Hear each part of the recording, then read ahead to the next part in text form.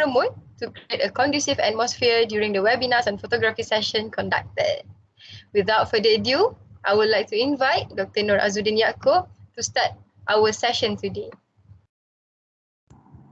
Assalamualaikum and a very good morning to all participants. I hope all of you can hear me loud and clear.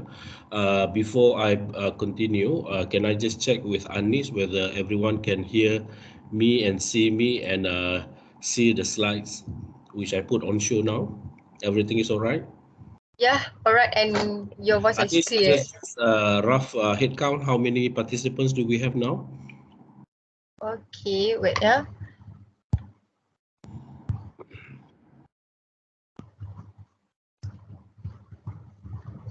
2, 3. Just check on the number of participants. It less than 10. Huh? Other than that is from The secretariat. All right. activities. It's all right. Maybe as we progress, more and more participants will join us. So, Yep. ladies and gentlemen, let's proceed. Assalamualaikum warahmatullahi taala wabarakatuh, and a very good morning once again. I'm Dr. Azuddin. I'm from the Center for Entrepreneurship and Small Medium Enterprise Development here in UKM. With me today, I have Kak Su, I have Kak Shima, I have Dr. Akmal, and I also have Abang Mul. We are all from the same center. This is the center which is known as SESMED. Now, on behalf of SESMED, we are happy to be part of the program, and we are looking forward to seeing more Steve Jobs coming out from this program. And of course, I'm sure all of you are going to go through a very interesting, very educating journey over the next few sessions that you will be having. Um, we hope that many of you will benefit from the session, and more importantly would be able to apply the knowledge that you learn throughout the program, and eventually, as aspired by the program, many of you will turn up to be another Steve Jobs. Okay. Now, in today's session, I have been allocated the entire morning for me to enlighten you with the topic on design thinking. But before I do that, I just want to briefly explain to you the activities that we will be doing over the next few hours. This is the plan. I will start my presentation by going through some of the materials which I have prepared with regard to the whole concept of entrepreneurship. And then I will introduce to you the element of innovation within the context of entrepreneurship. And then I will begin introducing to you the whole concept of design thinking. After which I will then introduce you to one short exercise which all of you will do in class as a group. So we have all the facilitators who are going to help you with the activities, and I do hope that all of you will participate, will get involved actively, so that you will get the benefit of the entire exercise. Now, to those who are joining us or who are joining SESMED for the first time, let me just give you a brief introduction about SESMED. Here on campus, SESMED has an important role in promoting entrepreneurship education, and I want everyone to understand the kind of entrepreneurship that we are promoting. So to help you understand what we do here at SESMED and the kind of entrepreneurship that we promote. So let me begin by going through the materials which I have already prepared. So ladies and gentlemen, if all of you are ready, let us begin. Now, the topic for today's talk is on innovation in entrepreneurship, and we are going to focus more on the importance of ideation and design thinking. So let's begin. I have to also have my clock here to make sure I'll be on time. Here we go. All right. What is entrepreneurship, ladies and gentlemen? Now, normally, if we have our face-to-face class, what I would do is to get responses from participants. I will ask all of you, what do you understand by the word entrepreneurship? And I can expect to get so many different versions of the definitions based on the interpretation of each and every one of the participants. But most likely, the common answer which I will get will be focusing around the pictures which I have on show now.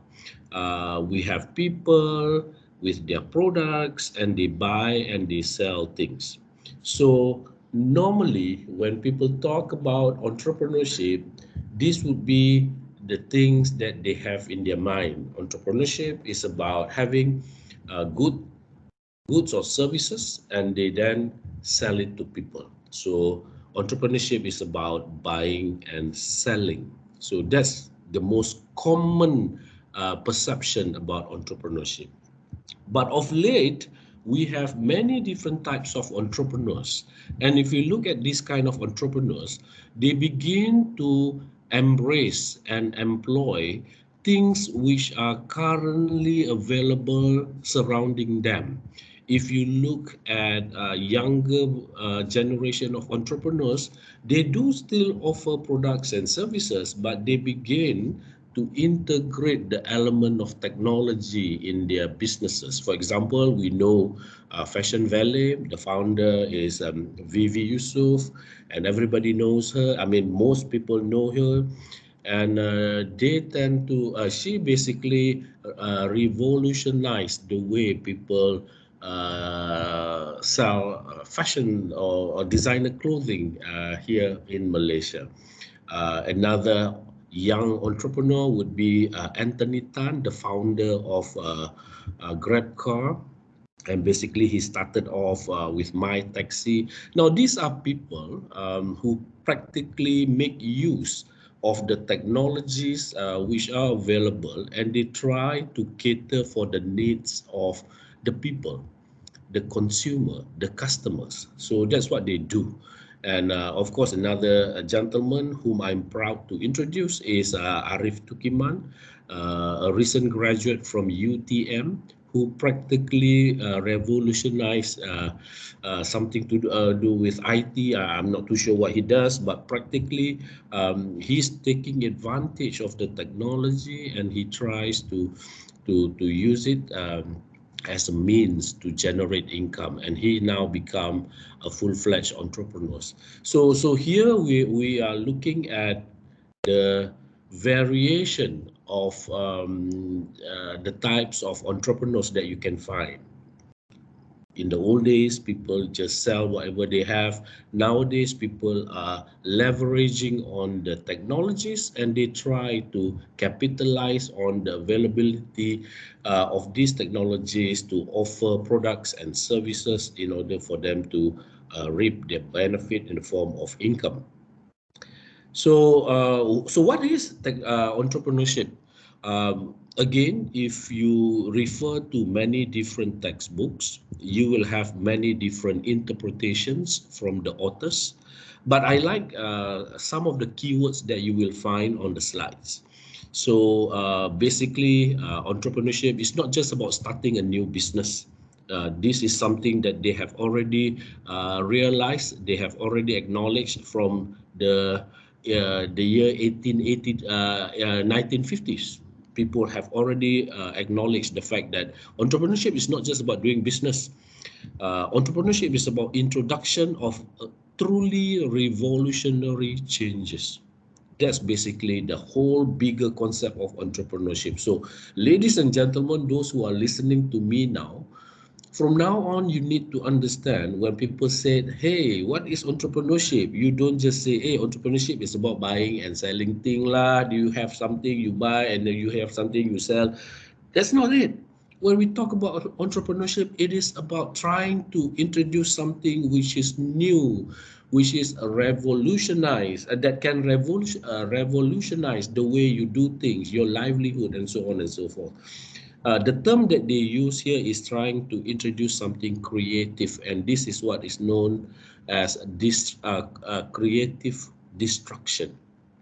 And for that, entrepreneurs are seen as a person who act as a dynamic agent of change. You try to continuously and progressively introduce something new in order to improve on the status quo.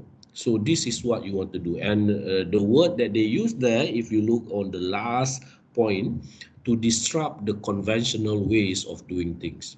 So that's what we mean by entrepreneurship at UKM SESMAT. So at SESMAT, we don't just cater for those who want to buy and sell things. Yes, we do help them, but we are also encouraging people to embark into other aspect of entrepreneurship, which is innovation. So this is before we get to that, so this is something that I want everyone to understand. When we talk about entrepreneurship, when we talk about entrepreneurs, we can make a distinction between these two groups of entrepreneurs. Number one, we call them necessity entrepreneurs. Number two is what known as the opportunity entrepreneurs.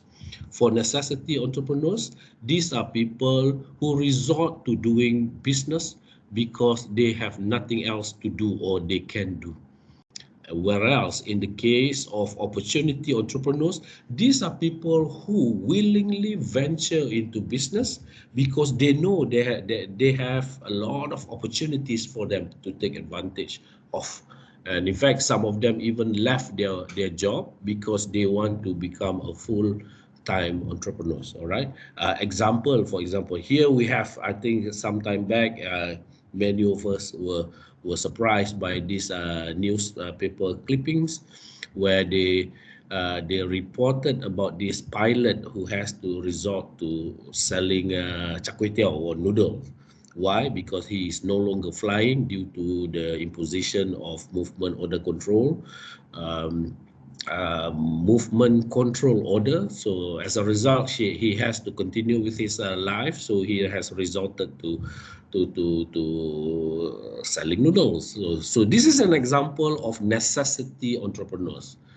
Likewise, here in this case, we have an example of a single father who, in order to help support the family, he has to resort to selling something. So when he has to do it because he has no other choices, then we know this is a type of entrepreneur who falls under necessity-based entrepreneurship. Likewise, this auntie and this uncle who also resort to selling noodles because that's the only thing they can do in order to to to earn income to meet their monthly financial requirement. Whereas we have also cases like this gentleman here who was doing well in the hotel industry, but he has decided to quit his job and set up his own business. Now, this is what we call people who venture into business and become opportunity-based entrepreneurs because they have a job, but they have decided to leave that job because they want to venture into business because they have many. They notice they have a lot of potentials in the business world. All right. Now, of course, when we talk about entrepreneurs, if I can mention or bring to your attention a number of familiar faces to many of us. Now, these are people basically who have introduced something to the world which eventually revolutionized the way we do things. For example, when we talk about Jack Ma, Jack Ma is someone basically who has transformed the landscape of retail industry. Nowadays, when we talk about doing business, no longer do we have to walk to a physical store. We can do everything through e-commerce. How can he do that? Well, first you need to understand he is not even trained in IT. He's an English teacher, but eventually he ventured into IT because he noticed he has a lot of it has a lot more potential to offer to him. Zuckerberg, of course, every one of us is now benefiting from his creation or his invention. Elon Musk, the guy who basically promote the development of electric car. Everybody know here, and then of course Steve Jobs, what the organizer of this workshop is trying to produce, to churn out from all of you. Unfortunately, based on the number of participants that we have up until now, based on what Anis told me, the number is not that encouraging. I don't know what happened. Are the participants not interested to be trained to become Steve Jobs? I hope gradually they will start coming in. Yeah. So, ladies and gentlemen, when we talk about all these four individuals, these are people who have shown how technology can help them to introduce new services, new products to the market, which eventually help them to make tons of money because they can benefit out of doing that. Out of doing what they offer to the public. So these are people who look at entrepreneurship as an area where you marry innovation in order to help solve problems. So, ladies and gentlemen, from today onwards, when we talk about entrepreneurship, always remember it's not just about buying and selling, it is about solving problems. So entrepreneurship is about solving problem, and you, when you want to solve problem, you will try to uh, to leverage on whatever technology that you have, and you try to innovate. So that's the whole concept, the bigger picture of entrepreneurship. So when we talk about innovation in entrepreneurship, of course, people will normally refer to this one important masterpiece written by this top management guru by the name of Peter Drucker. He's the one who introduced, or rather, who recognized the importance of innovation, and how innovation can be used as a means to create wealth. That is how or what he has proposed some time back, and nowadays people are embracing that spirit more and more each day, right? Okay, even the World Bank has already recognized that in order for us to move the economy of a country, you cannot help but to merge innovation and entrepreneurship. These are two elements that you need to know. So what I'm going to do now is to begin introducing to you the concept of innovation. I believe over the past 5 or 10 minutes, I have basically walked you through to the concept of entrepreneurship. So the takeaway from the first part of my topic or my coverage would be entrepreneurship is not about buying and selling. It is about solving problem and trying to innovate in order to come up with something novel and can help people. Okay. Now, innovation in entrepreneurship. When we talk about innovation, it is about introduction of novelty in the market. Uh, that is only the first part of the concept of entrepreneurship within the context of innovation. The second part is when you are able to bring your innovation to the market. So this is what we call commercialization. So in today's world, when we talk about entrepreneurship, it is about introduction of something novel. And not only must you be able to develop a good or a service that can be appealing to people in solving their problems, but you must be able to commercialize it as well. So that is the second element of entrepreneurship. And it is important for us to know that the process is continuous, and you keep on coming up with something new, and you keep on adding up new things to what you have already discovered beforehand. So this is what we do in entrepreneurship when you incorporate innovation to it, right? Now, in general sense, when we talk about innovation, it is about balancing three important perspectives that all of you, if you want to become an innovative person, in the sense you are trying to develop or to come up with something that can help solve the problem, you are trying to balance these three important elements. And what are they? The first one, you need to find something which is desirable by the customer. So you need to look from the perspective of desirability. Number two, you want to see whether or not your solution is feasible from the technology perspective, meaning to say, do you have the tools? Do you have all the knowledge? Do you have all the technologies that can help you develop or come up with something that meet the needs of the customer? And number three, you need to check whether or not your idea is viable from business perspective. When we talk about viable, we want to see whether or not the revenue would supersede the cost, meaning to say whether or not you can make money out of it, whether or not it is worth pursuing your idea. Because sometimes you may have what you believe to be a good idea, but it is only good to you.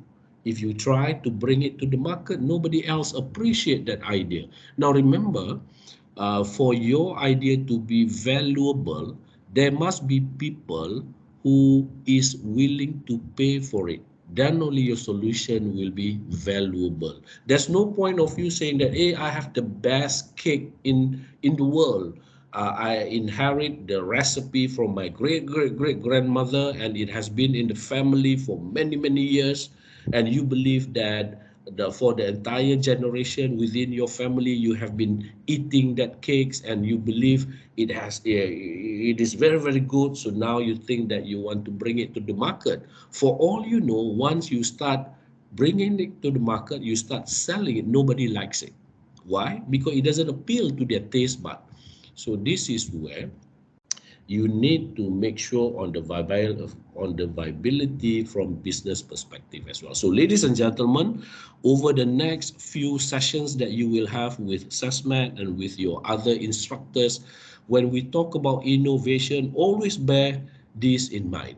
Whether or not your ideas is what the customers want, whether or not the technology can help you develop that ideas, or whether or not from business perspective it is worth pursuing, meaning to say it is profitable or otherwise. Okay. Now let's look at innovations. There are at least 10 types of innovation. There are many different types of innovation. One famous concept of innovation has been put forth by this person, Dublin. They call it Dublin model. And basically he has invented or introduced what we call the innovation wheel. Now, there are 10 types of innovation practically. These innovations can be grouped based on three different categories. And what are they? The first one would be appealing to enhancing the customer's experience. Number two, in trying to solidify the configuration. And number three is to improve on the offerings to the customers. So those are the groupings of all the innovation. So what are they? Number one, we have innovation which entail profit model. Here you are thinking of how best can you make more money. So you try to come up with ways where you can make more money. Number two is try to improve on your network. This is where you try to improve on the connectivity so that you can make money. I will explain to you later when we see some of the simple example. Number three, in terms of your structures, you try to align your talent and asset. Google is known to do this. 3M, the company, is known to doing this as well. Number four, you try to improve on the processes. Okay. So number five is on the product performance. Number six, product system. Number seven, you try to introduce something that help to innovate the services that you have on offer. Number eight, the channel of distribution, channel of offering. Number nine, the brand. And number 10, the customer engagement. What is wrong with me with the numbering this morning? Now, what do we mean by all those? Let's look at the different models that we have here. In terms of configuration, profit model, for example, when you try to find ways so that you can increase your profit. In the case of newspaper, for example, nowadays it has been known the cost of printing the newspaper is so high due to the fact that the supply of paper, it relies so much on the supply of paper, and nowadays with people too concerned about deforestation and whatnot, so the activity of chopping down trees has been put on hold, and as a result, the price, the cost of producing papers have gone up.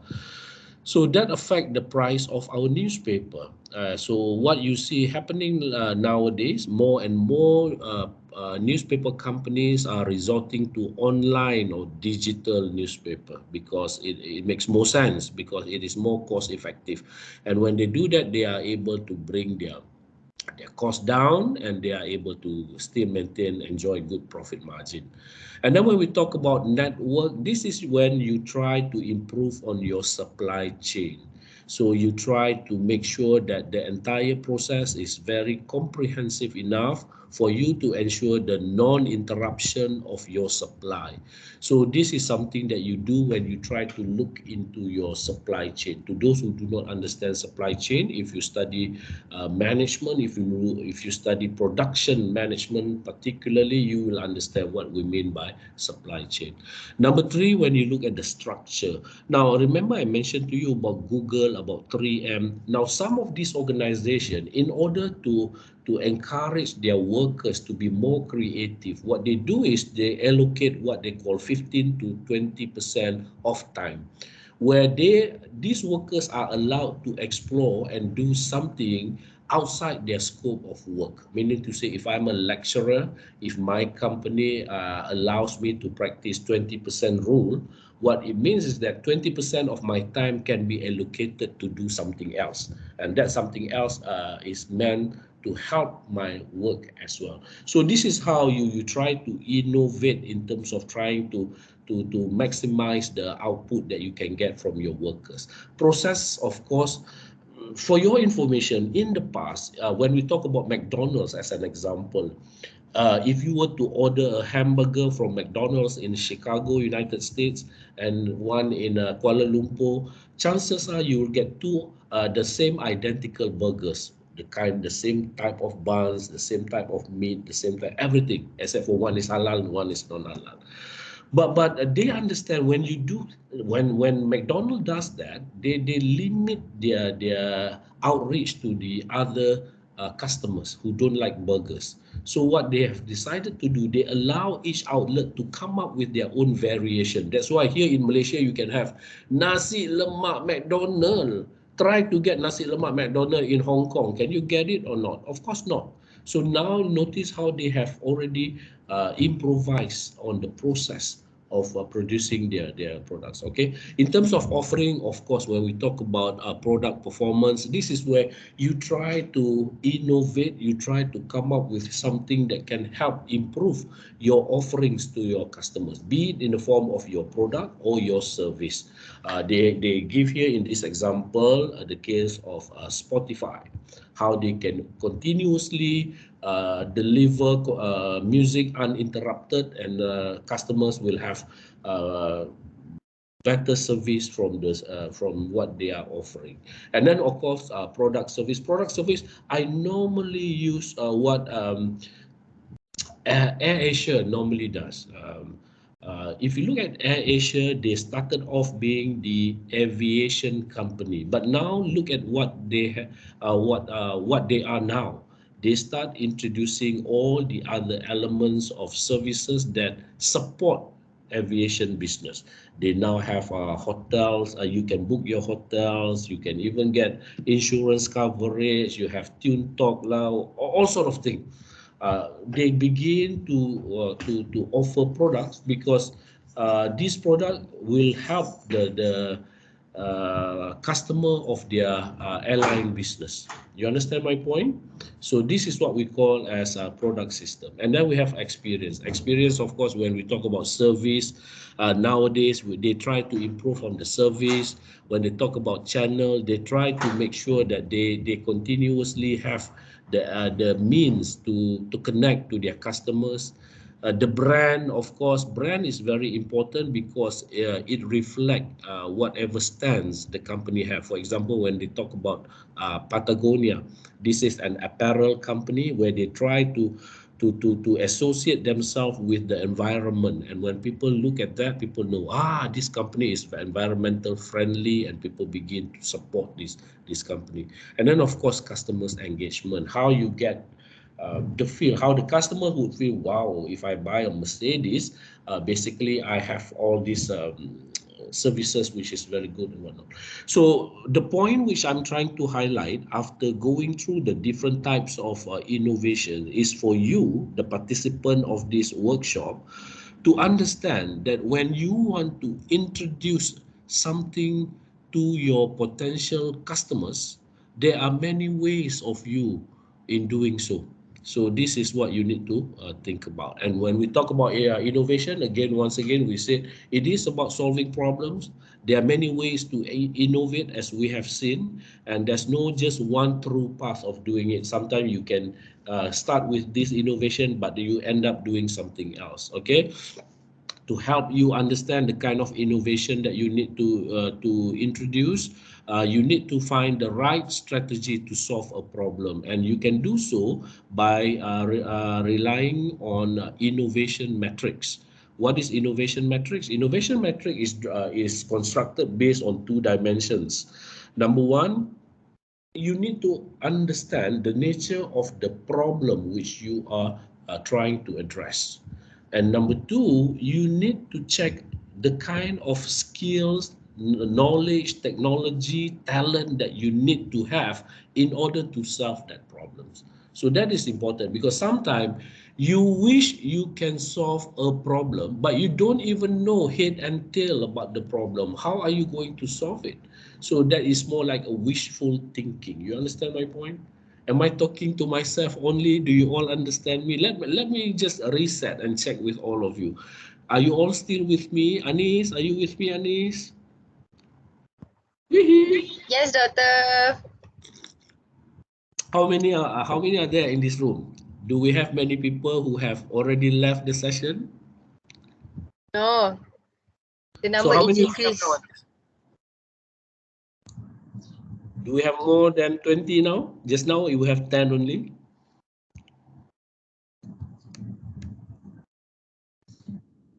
You see the number of participants, how many we have? Sue, can you check, Sue? I just want to know.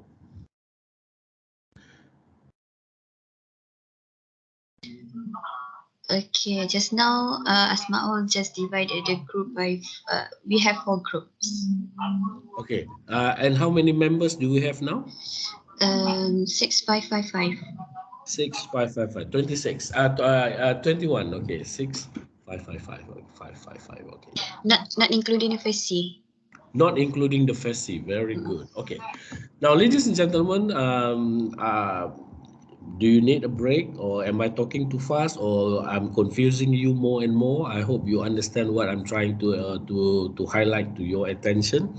We are now talking about the different types of innovations, and I've mentioned to you there are many different variation of innovation. So for participants of this workshop, when you try to develop your solutions or your applications later on, you need to think, is my solution is to, let's come back to this one, is my solution is trying to help improve the networks, or is it improve the customers engagement, or is it to improve the process? You need to check on that, because you need to understand what is it that I'm bringing to the market. So you need to understand, do the checklist and say, that's the problem. So I want to come up with this solution. So what is this? Is this a channel innovation, or is it a customer engagement innovation? You try to understand that, okay? And I have explained to you rather briefly about each and every one of them. And then when we talk about innovation metrics, now this is important because here by mapping the kind of problems that you are trying to solve versus the skill that you have, you can then decide whether or not the nature of your innovation is what we know as sustaining innovation. Now, sustaining innovation is when you understand the problem very well and you know exactly the skill. Okay, let me check. Do we have this? Here. Oh, sorry.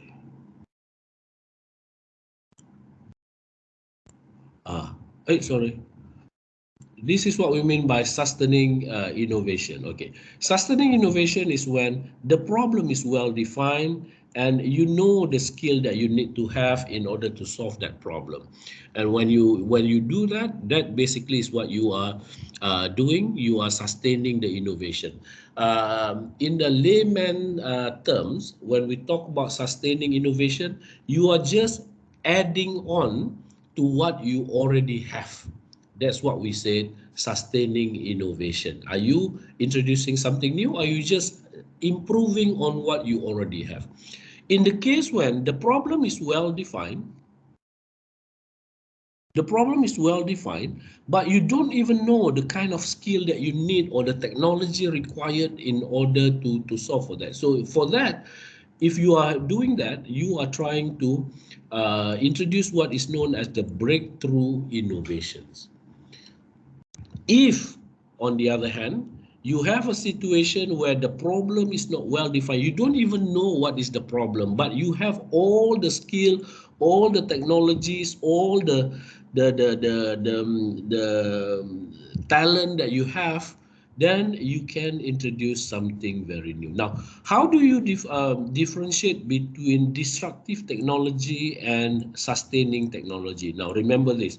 When we talk about sustaining innovation, you are introducing something new to what you already have.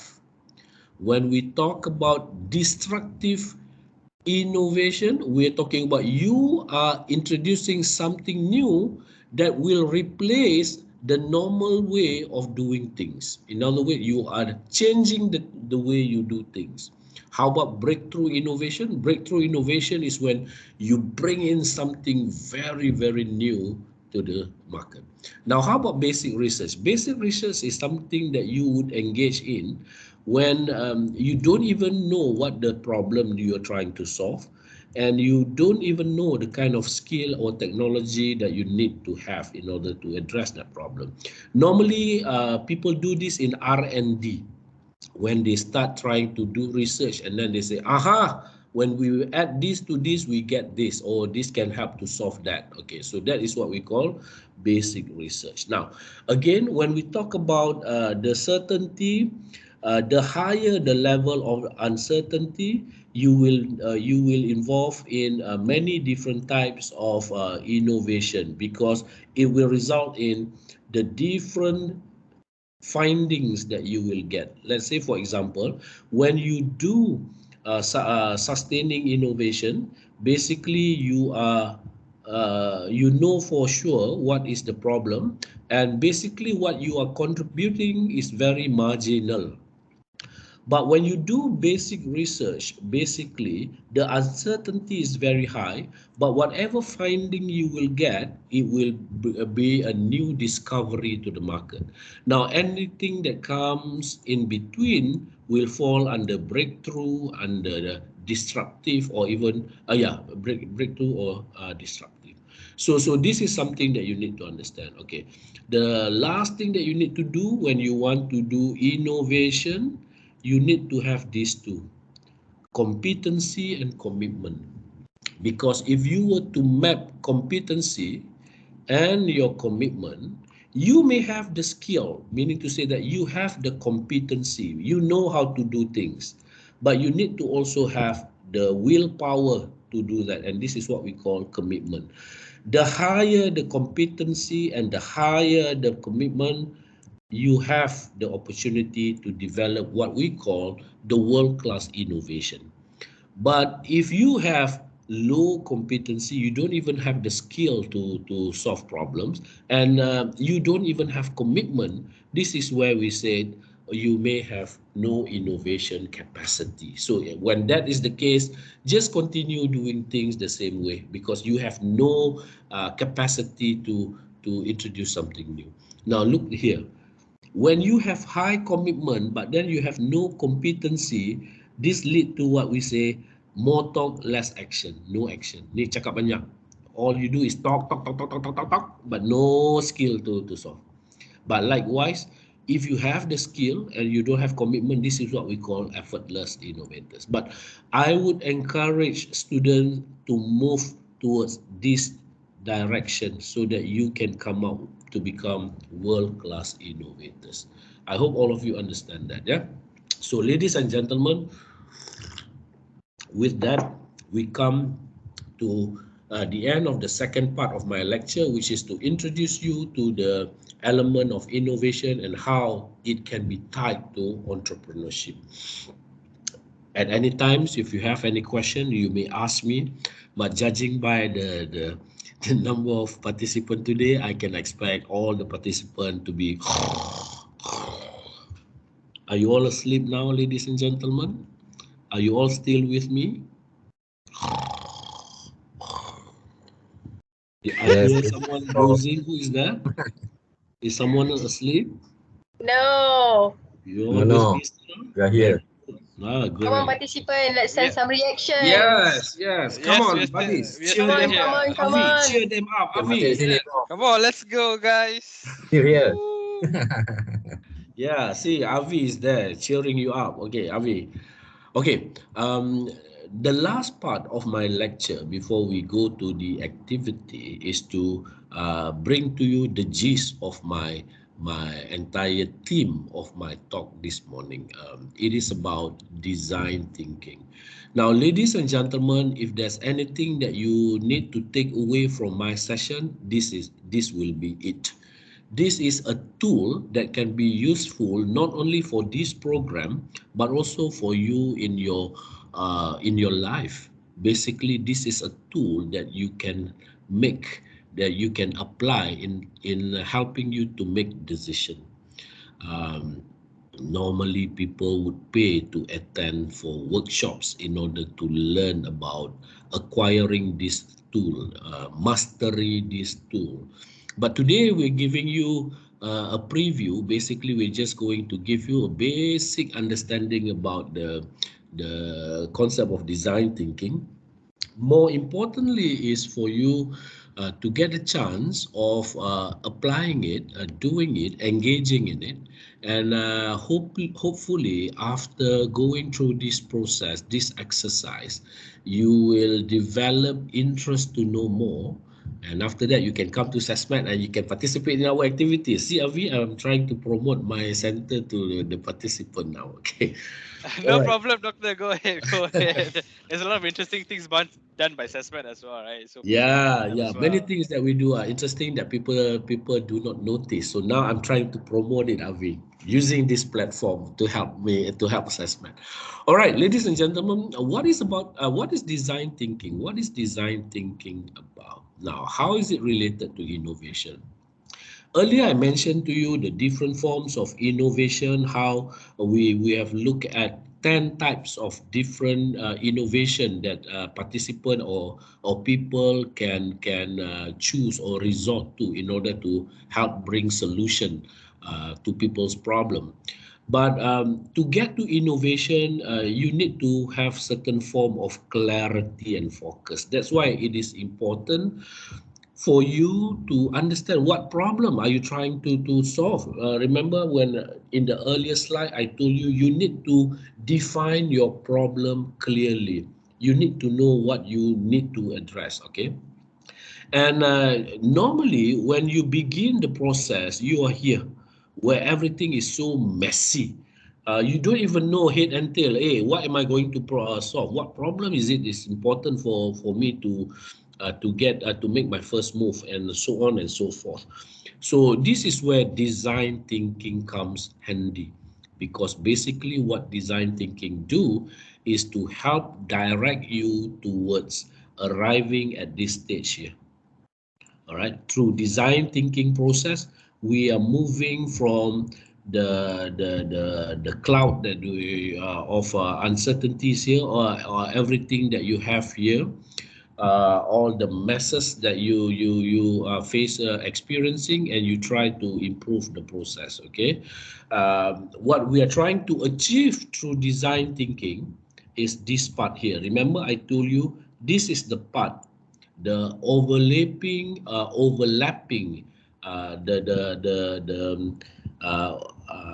shaded area here, the white shaded area here. This is what we want to achieve, where you are able to balance, to integrate viability, desirability, and also feasibility. That's what we're trying to do, because this would be the innovation one, the one that you want to introduce. Okay. So remember I mentioned to you about experience, about processes. Now this is what we're going to do. I'll come to this later. Yeah. Okay. So what is design thinking? You can read about this. Blah blah blah blah blah. So it was first introduced back in 1987. Many of you were not even born yet back then. But basically, design thinking is something which people in architecture would be familiar with, because normally when we talk about design thinking, it is about the design thought process, when you try to help develop certain structure and so on and so forth. But this is the person who people normally associate to design thinking. Tim Brown, the founder and the CEO of IDEO. This is something that you need to always remember when it comes to design thinking. In his case, he mentioned that design thinking involves these two things. Look at this. I have already underlined the keyword here.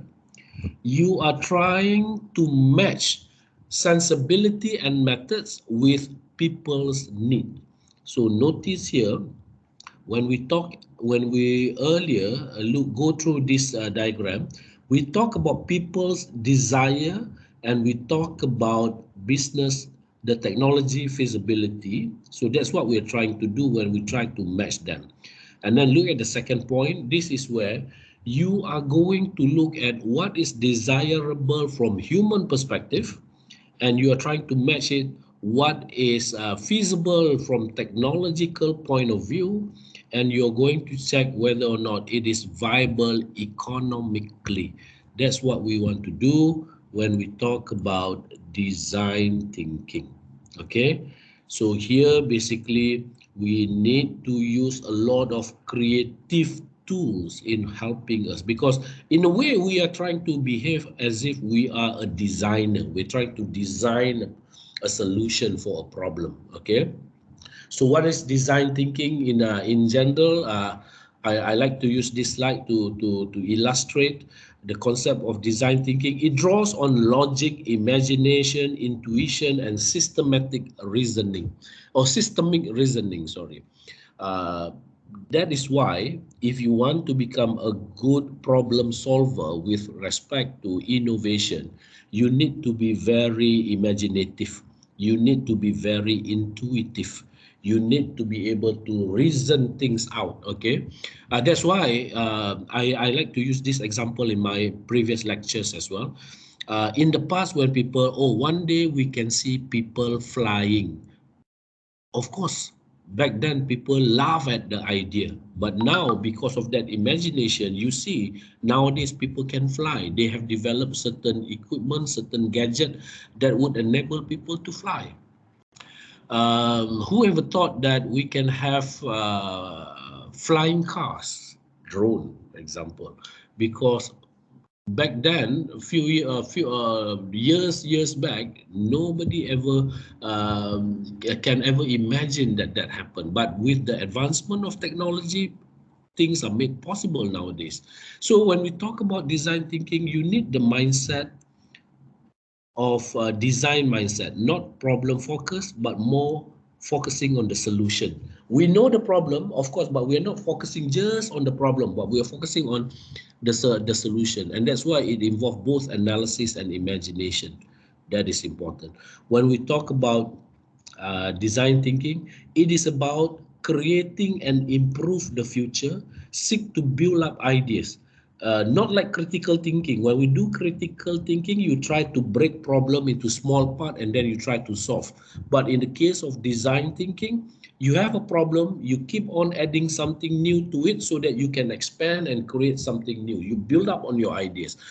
So again, when we talk about problem solving, you're trying to make something go away. And when we talk about creating, we're trying to bring something new. So these are the two aspects of design thinking. You try to solve something and at the same time, you try to bring something new as well.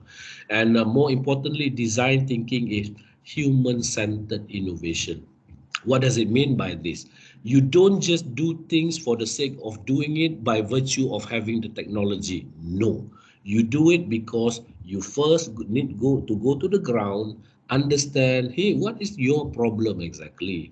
What is the problem that you are facing? Oh, so this is your problem. So now you can start visualizing, start imagining the kind of solutions that you can offer in order to help those people on the ground with the problem. Okay, now this is something you need to know as well. Two important forces that you need to have when we talk about innovation. You need to have technology.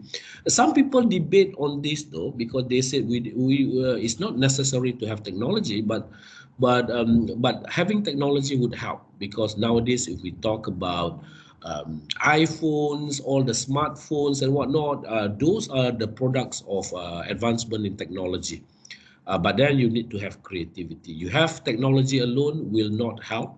You need to have technology and creativity. They are mutually, they are not mutually exclusive. Normally they go hand in hand.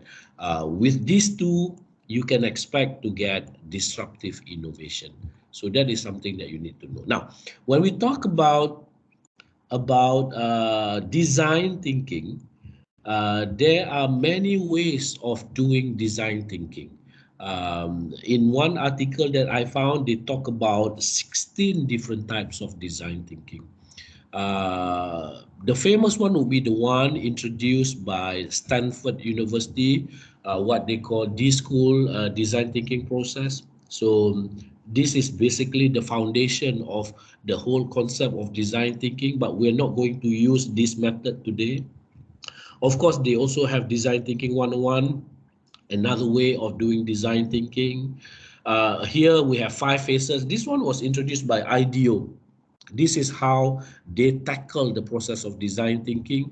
This is another model of design thinking developed by another school of thought. Okay, again, this is also another methods that you can use, and this is also another method. So uh, earlier when I shown you the first few slides, we have already established that innovation, there is no one way of innovation.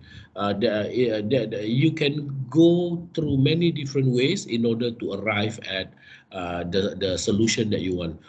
Just to give you an example, when we talk about the vaccine for COVID-19, many researchers use many different technologies in order to formulate the vaccine that can be used in order to combat the virus. So that's why we have Sinovac lah, Pfizer lah, where they all develop based on different assumption, different premise and whatnot. Okay, so today, this morning, what are we going to do? I'm going to introduce you. Oh, it's already 11 o'clock. I'm taking more than I'm supposed to. I'm going to introduce you to one model introduced by Professor Jean Litka from Darden Business School at the University of Virginia. This is the model that we are going to learn this morning. So since we have 4 groups, that would be even better. So now we can, oh, that's my cat, okay. Oh, can you hear that? The cats are fighting in the background. Oh, you cannot hear that. Okay, good. Now, this is the model which I'm going to introduce all of you to. And I hope by 2 o'clock today, you have some idea about this model. And hopefully you can use this in the next modules, in the next sessions that you will be introduced to, so that you know how you can help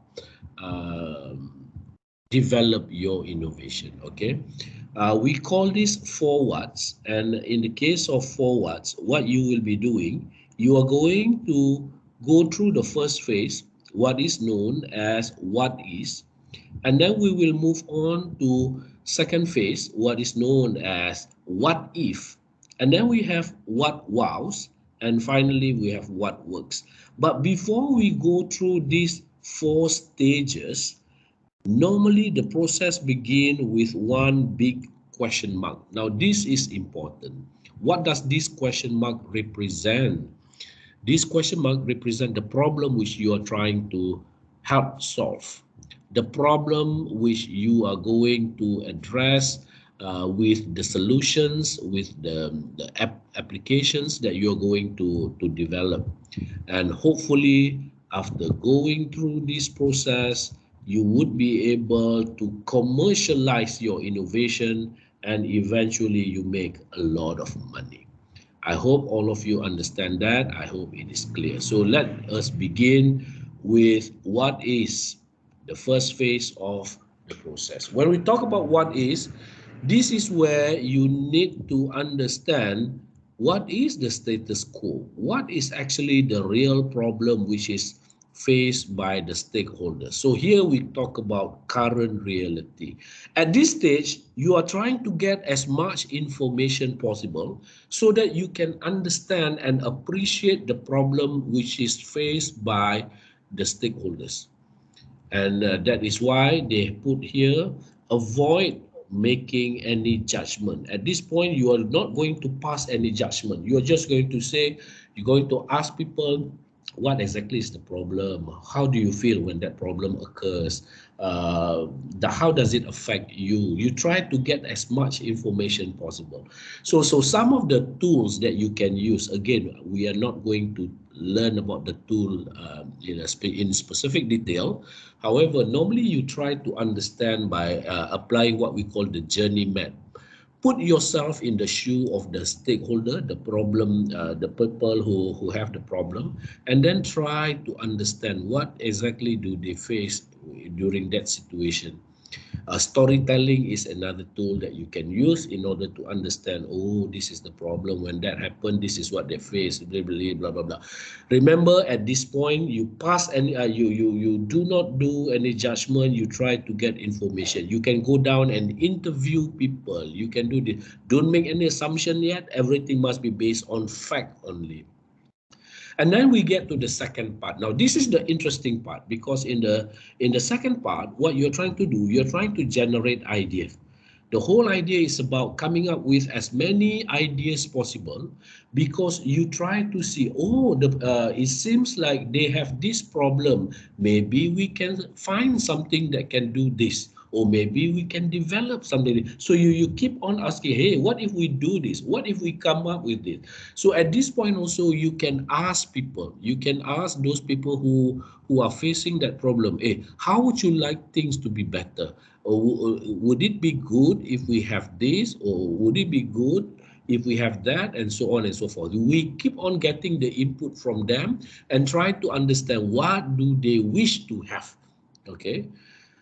And then this, for you to understand what if, it is better for us to do what we call co-creation. You try to get those people to be part of the process by asking them, what exactly do you want in order to help you overcome the problem that you already faced earlier. All right, so you try to get the input as much as you can. And then in the third phase, this is where you try to develop your prototype. And here you are allowed to make your assumption. Now remember, when you want to do your prototype, it is about trying to bring in all the information that you have already collected when you did your what is and what if. And now you try to develop something that would wow people out. So it's wow, this is a good point, okay? But for you to do that, always ask 3 questions. Is it possible for you to do it? Do you think people really want what you are trying to produce? And finally, is it within your own expertise? Does it meet your organization need? Because sometimes you cannot do that because you don't know how to do it. So this is where you need to also partner with other people and whatnot. So for you to do what wow, sometimes you need to visualize. That's where you go to the drawing board, you draw pictures. If you have Lego set, you try to develop something. If you have plasticine, you try to come up with a prototype, okay? Basic what we call MVP, minimum viable product, just the basic simple features. And finally, what works. In the case of what works, you start to introduce your product to the market. You introduce, you put into tests, and then you try starting small tests first. You give them a bit, get their feedback, and then try to introduce it again, okay? So this is what you do, okay? How do you do this? Do you do experimentation, basically? You try to do this and get feedback and then improve on it until you get the final version of it. Just to recap everything that we have done, we're going to go through 4 processes. What is where you get all the information. What if we're trying to visualize how you can solve the problem. What wow, we're trying to develop the prototype. And what works is when you start trying to test it and get feedback from those people. Yeah, so just to show you some idea about how design thinking has helped people in real life. Everybody knows Listerine. Do you all use Listerine? Listerine is known as a form of mouthwash, help to freshen your breath and whatnot. Now, in the past, when we talk about Listerine, it comes in the form of liquid and it has to be bottled, and it becomes very troublesome for people to carry it. Especially when you go to work. For the ladies especially, you don't want to have a bottle of Listerine in your handbag. So what they did after going through the process of design thinking, eventually they were able to introduce Listerine in the form of dissolved strip, where it will melt in your mouth and give you the same effect that can help freshen your breath. So when they were able to come up with these breath strips, they have managed to triple their sales when they first brought that to the market. So that's how this product has helped the company. Through the process of design thinking, they managed to come up with a new product, and that product managed to generate the profit to the company. This is on the local scene. Tea leaf or tea life. Everybody knows bubble tea, and normally you drink bubble tea. If you want to buy bubble tea, you have to walk to an outlet of tea leaf and you have to buy them. And of course, it will be troublesome for people who live in the neighborhood that do not have this tea leaf outlet. So how did the company come about in addressing that concern? They tried to introduce something in the form of ice cream, and now ice cream can be sold at almost every other convenience store, and everybody can get access to bubble tea. And this also helped Tea Life to offer various income or revenue stream for their company. Now, this is an example of design thinking as well. You know how it can also help you to improve on your shapes of your product. Here, normally people have the shape of tomato sauce or ketchup bottle, how it is being designed. But people say, hey, normally you have problem to get the last bit of it because you need to really turn it upside down and really need to force all the last bit to come out. So how about we redesign the bottle and have the cap at the bottom so that we can just squeeze everything through the law of gravity, everything will come down. So that is basically how the concept comes about. And of course, when it comes to softwares, look at how the iPhone operating system, look at the menu of the original iPhone as compared to what they have now. They keep on adding. This is what we call sustaining innovation. You try to add something new from one version to another. You keep on improving on your offerings. Okay. Now nowadays, as you see, all the services offered by this company, as represented by the logos. A few years back, you don't have all these companies, but nowadays with the technology, if we talk about Airbnb, you can even book your accommodation for your holidays without having to pay high rate at the hotel. Now you can have your own apartment and you can have more occupants of that apartment instead of just 2 person confined to a room. So this is how technology helped to improve on the offerings to the system. Now, not only to the products, to the services and so on, I want to also mention to you how in Sri Lanka, the government managed to lower the case of sexual harassment on public transport through the process of design thinking. So this is something that people never thought, but actually that's what they do. They did this. They did design thinking, and they get the information, and they help find the solution to it. So, ladies and gentlemen, after going through all that, I now want to ask you to do a little exercise. But before we do that, I want to get some questions and feedback from all of you, just to make sure that I'm not talking alone over the past 40 minutes. I thought I want to spend 30 minutes. So, Anis, anybody has any question? I want to hear some question before I continue. If not, I'm a Rajo, I want to go home. If nobody asks any question, I want to go home lah. Any question? Okay, our participant, do you guys Come have on. question? Avi, cheer them up. Get them to ask questions. Come on. Come on, guys, this is your time to shine. Ask Dr. Azuddin all your questions, all your inquiries, Let's have some Show fun the together. spirit Let's of go. Steve Jobs. Yes. Let's show some reactions. Apa ni, Steve Jobs tidur ke? Steve Jobs tidur lagi ni. Dia tak awaken 100% ni. Come on, guys. Look, there are 5 of us. Myself, Dr. Akmal, Kak Su, 6 of us. Kak Wani, Kak Shima, Abang Mol. We sacrifice our Saturday morning just to be with you so that we can share some knowledge with you. All of a sudden, everyone is like, crick, crick, crick, crick, crick, crick. Doctor, you cannot merajuk and go home because you are already at home. Oh yeah, it's true. I'm already at home. That's right. So now I'm Raju. I want to go to shopping mall. Okay. Okay. Any question? Do we have any question? Anyone? I'll take. I want to hear 2 feedbacks at least. Anybody? Yes. Yeah, I mean, you can write your questions in case you are too shy to speak. You can just post your question in the chat room or chat box. I will take the question. And at the same time, I want to take a short break before I continue with the next activity, because the next activity is what you will be doing until 2 o'clock. In between, we'll have a short break as well. But come on, you all. Did you all understand what I have been presenting or not? Guys, Doctor, maybe we can call out some names. I don't like doing that, Avi. Avi, they are adult already. By right, they should know what they know. Okay, Zafira asked a question. Thank you, Zafira. Okay, here's the question. Hello, doctor. Mana dia question hilang pula? Can you read the question for me?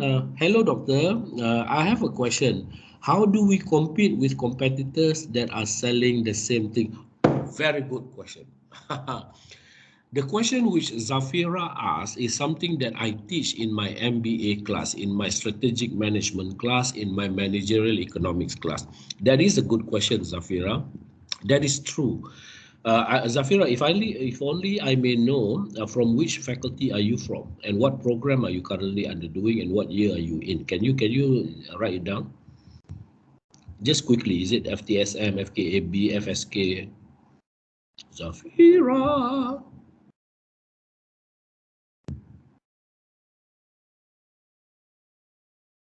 Well, put it this way. This is a very delicate question because this is about trying to introduce a recipe of success for your company. If you go by what we normally teach in at the business school, there are two premises that you can use. Number one, you can compete with your competitors using what we call cost leadership. When we talk about cost leadership, this is where you try to outperform your customers by offering something at a lower cost. So for you to offer something at a lower cost, of course, you have to know what we call the value chain of your company, and then so on and so forth. So just briefly to answer your question, Zafira, who is studying marine science at FST, according to Michael Porter, the key to generic strategies in order to generate competitive advantage for your company, number one, you can do what we call a cost leadership, whereby you compete on the premise of lowering your cost. When you can lower your cost, you can lower your price, even though you can get, and you can still get a reasonable profit margin. But when you did that, you are able to lower your price, and then you are hoping that you can outperform your competitors. So that's one way of doing it. Another way, according to Michael Porter, you can also compete with your competitors from the perspective of product differentiation, meaning to say that you try to offer something different from what your competitors are offering. Meaning to say that if let's assume the both of you are selling nasi lemak. So person A sells nasi lemak, person B sells nasi lemak, and let's say both are identical in every aspect, and then there's no differentiation. But if I start saying that nasi lemak goreng, nasi lemak ikan salai or whatever, so you try to introduce something which make your product different from the others. So this is where you try to distinguish yourself and try to attract your customers to you. So those are the two premises that people normally use when we talk about generating competitive advantage. So you will learn this more if you study MBA. Come to GSB where I'm from, and I can teach you about how you can generate competitive advantage for your product. I hope that answers your question, Zafira. Thank you for being the first to ask the question, Zafira. Way to go, Zafira. Give her the special bonus mark if you have any to Zafira. Okay, Anis? Okay. Let's take a second question. Do we have a second question? Before we go to activity, for activity, I need Dr. Akmal, I need Kak Su to help me as well. And of course, Anis and Avish. Can we have another question from the group?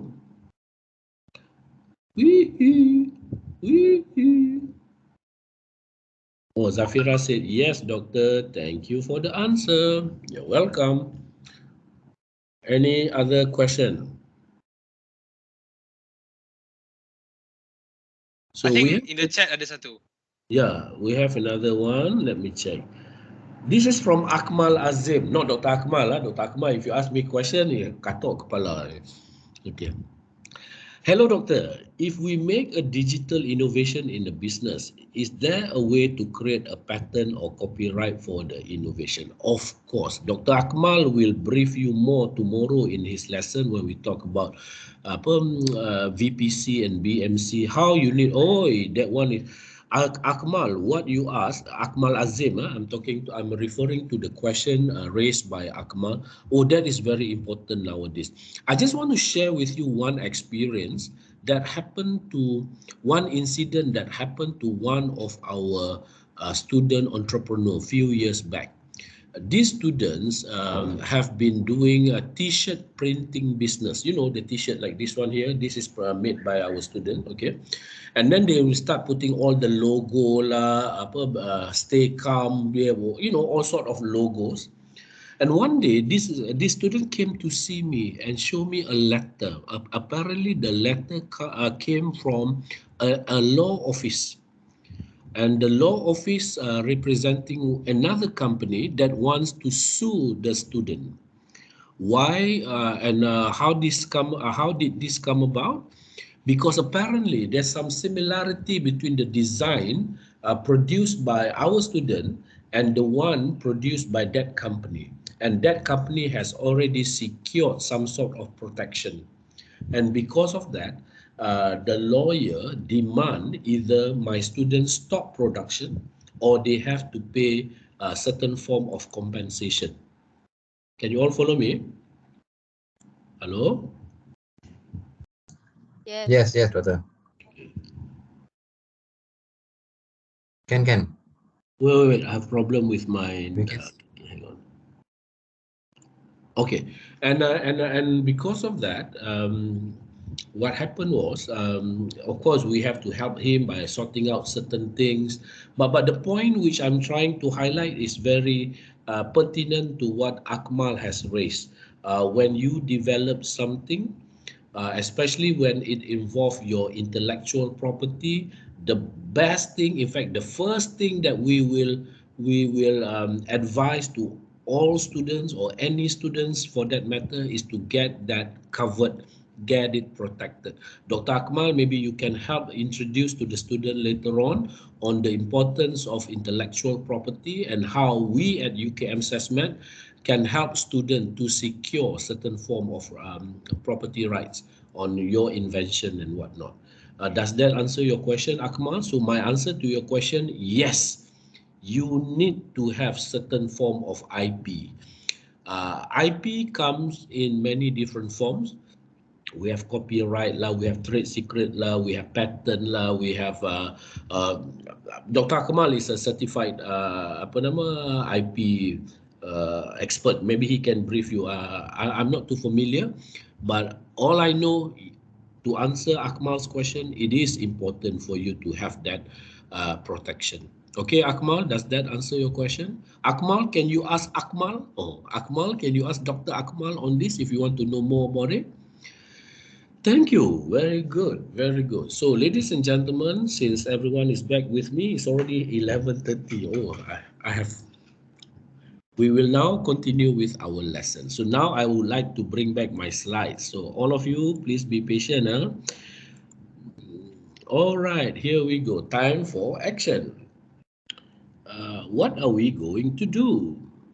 We are going to do a simple exercise, and for this, all of you will later be divided into groups, and all of you will have to join the breakout room which they have already set for each and every one of you.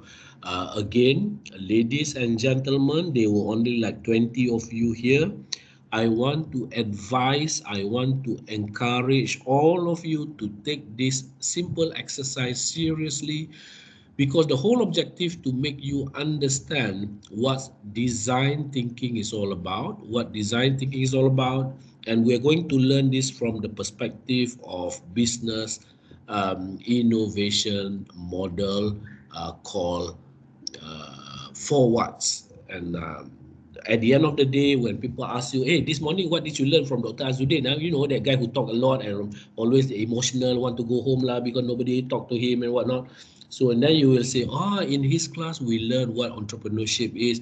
We learn why innovation is important in entrepreneurship. And we also learn that design thinking is very powerful tool to help us come up with solutions. Okay. Now, ladies and gentlemen, let us begin now. Now, the following pictures show you something which is very familiar to many of us here in Malaysia. Traffic accident. When we talk about traffic accident, of course, touch wood, we don't want to have casualties, particularly in the form of fatality. Unfortunately, this cannot be, this has been going on and on and on, despite the effort to minimize or even reduce the incidents. So when we talk about a road accident, there will be many people involved. We are talking about the drivers in the vehicle which were involved in the accidents. They will be affected. We were talking about the law enforcement officers, the policemen, they will be affected, they will be involved. We are talking about the firefighters and the rescuers, they will be involved. We are talking about the ambulance and paramedic personnel, they will be involved.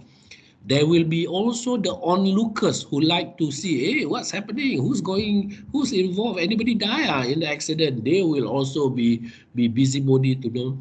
In fact, everyone there will be many people involved in traffic accidents. So this is a common thing. Okay. So what are you required to do? Now, for our exercise this morning, I would love to see how all of you can use design thinking to help you develop a tool that may come in the form of a product, a gadget, or an application, or a service that can help solve the problems that are faced by those people involved in the accident. It can be trying to help solve the problem for policemen. It can be trying to solve problems for other drivers or for the affected drivers or whatnot. So what are we going to do now? We are going to break yourself into smaller groups, and in your small group, you are going to experience what is known as the what is. In what is, as I mentioned to you, you are trying to gather all the information, all the facts that you can get from the stakeholders involved. Now, ladies and gentlemen, to help you run this exercise smoothly, this is what I want all of you to do. In each group, you need to identify one stakeholder. When I talk about stakeholder, I'm talking about people who will be affected by a road accident. It can be the drivers, it can be the insurance company, it can be the cleaner of the road after the accidents, it can be the ambulance driver, it can be you have to identify one stakeholder or one person whom you know will be affected by that incident called road accidents. Can you all follow me? Once you have identified the stakeholders, try to understand what is the problem that he is facing either before the accident, during the accidents, or after the accidents. So try to understand. Let's assume in this example, I'm just choosing, I'm now working as the insurance company. I am an insurance company. So I know one of the facility or one of my product is to offer insurance coverage to car drivers. Okay, so before the accident happened, in my case, I may have to come up with a product that can and I have to sell to all the car owners. During the accident, I need to understand what is it that I have to do, what problems do I face when accidents happen, and after the accidents, how what role do I have to play in order to facilitate the claim process and whatnot. So in other words, when I understand exactly what the problems are, I can then try to understand the next phase. So before I go to the next phase, what I'm going to do, once again, I'm going to ask you to understand, number one, who is it that you are trying to help solve their problems? Like I said, you need to identify one stakeholder, okay? And then try to understand what problem do they face? What do they feel when that accident happened or before it happened or whatnot? Because you need to frame the focus that you want to pay attention to. So are you going to focus during the incident, after the incident, or before the incident? So you need to understand that. At this phase, as I said, the best thing for you to do is to get as much information possible. And normally, if you are able to interview people who have been involved in accident, then you get a clearer picture. Is that clear?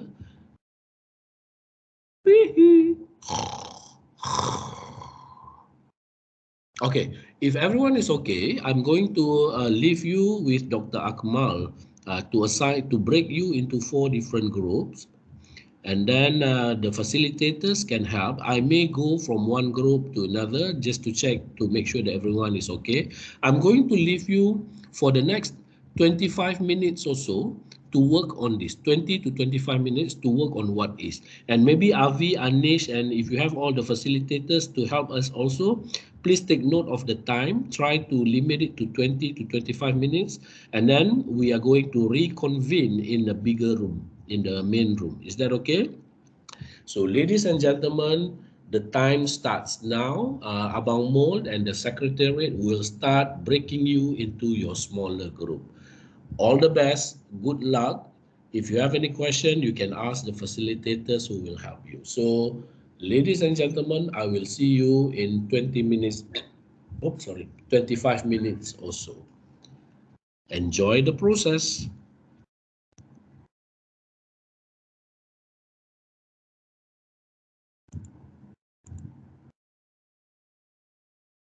Are you now breaking into smaller group now? Okay, yes.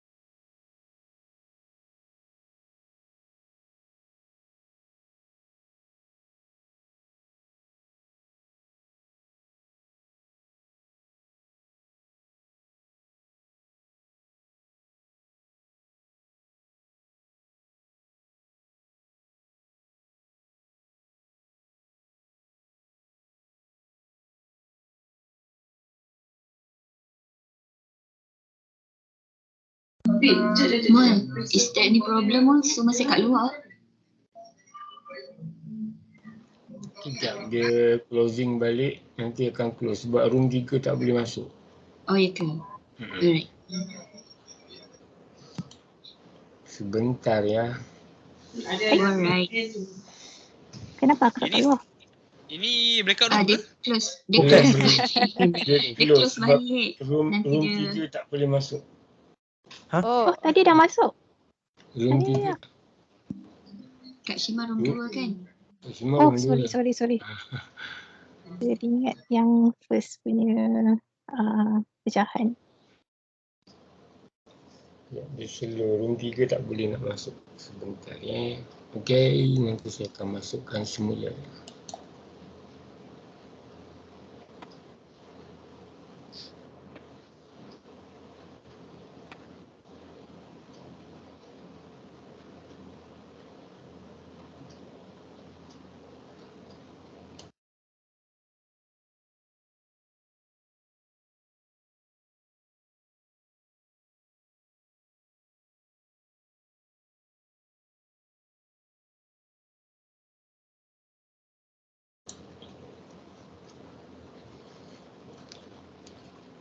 Room 1 sudah, room 2 sudah.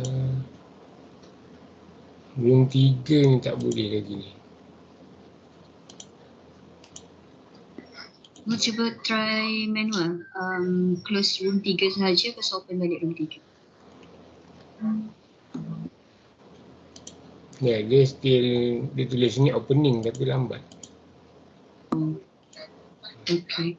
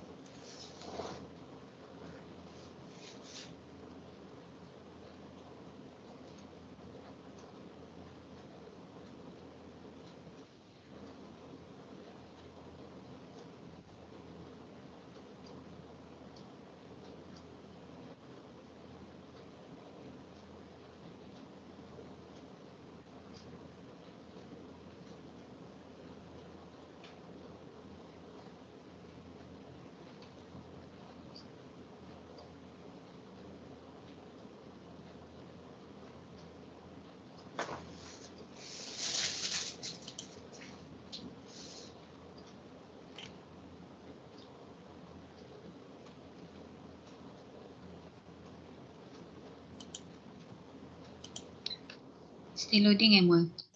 Yap.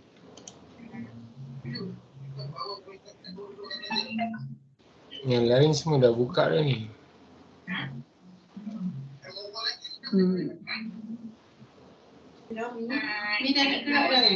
Okay, dia dah cakap more in 10 seconds.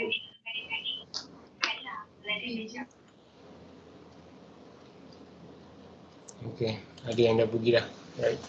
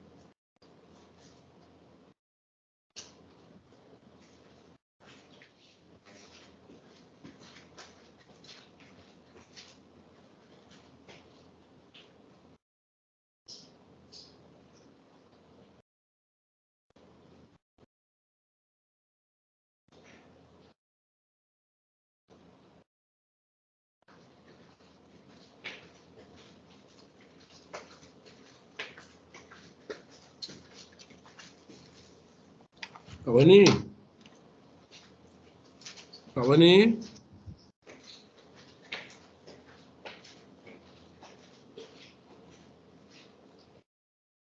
Abang Mul.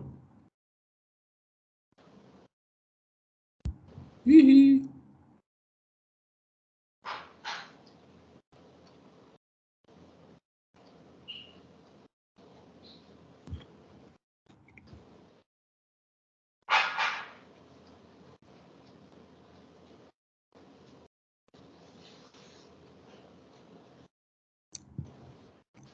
Kak Wani.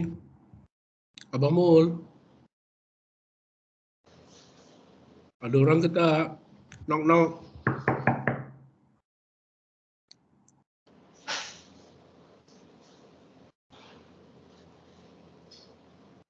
Mul sedang bercakap tapi tak dengar suara Mul.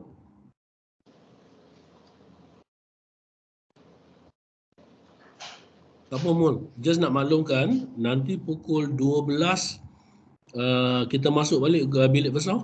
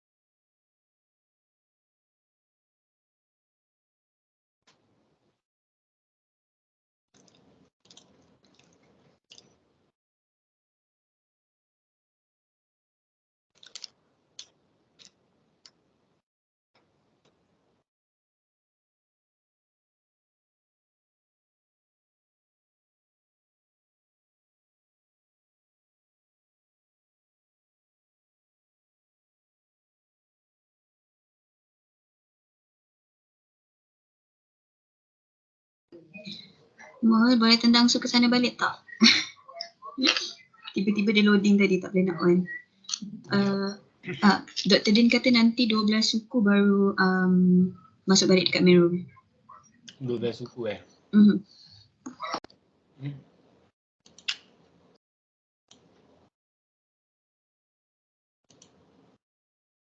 Kejap Su ni kat mana? Su in meeting lagi Su.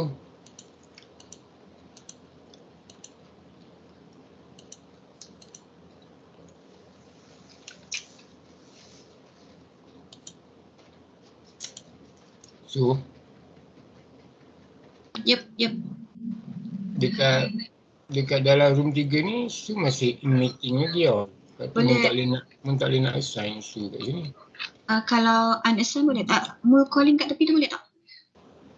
Tak boleh sebab Su in meeting. Oh, ini tu ni macam mana nak buat Ke kena end leave balik? Participant currently not in the meeting cannot be reassigned to the different room. So, Sekejap, I need to leave unassign first? dulu. Sekejap, mun I unassign. unassign. Alright.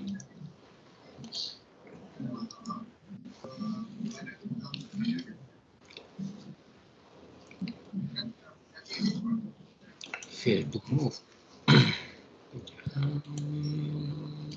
Okay, sekejap unassign dulu Su.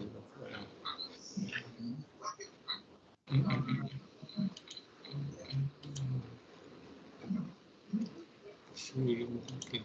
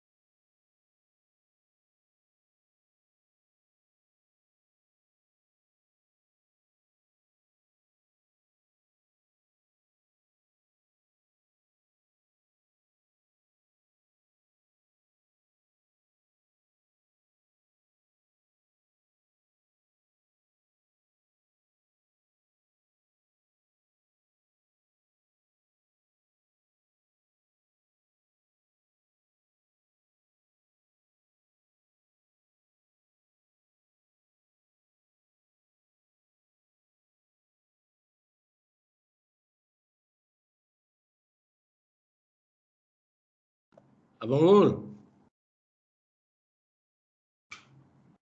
Abang Mul.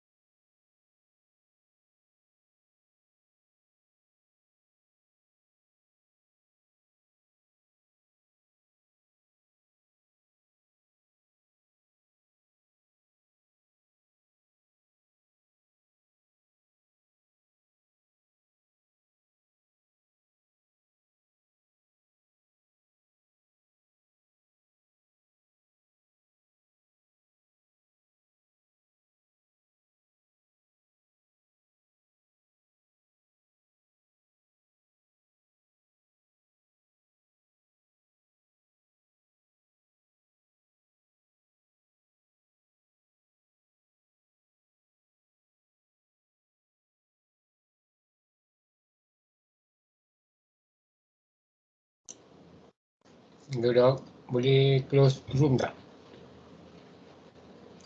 Dr. Mute. Macam mana, Mas?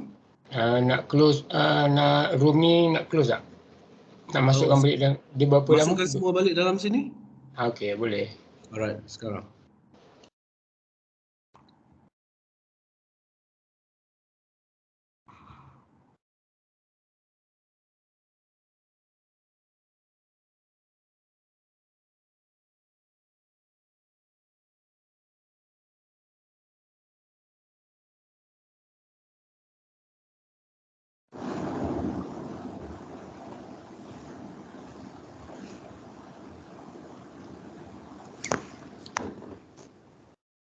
Alright, Welcome back, everyone. How's everyone doing? Are you all still with me?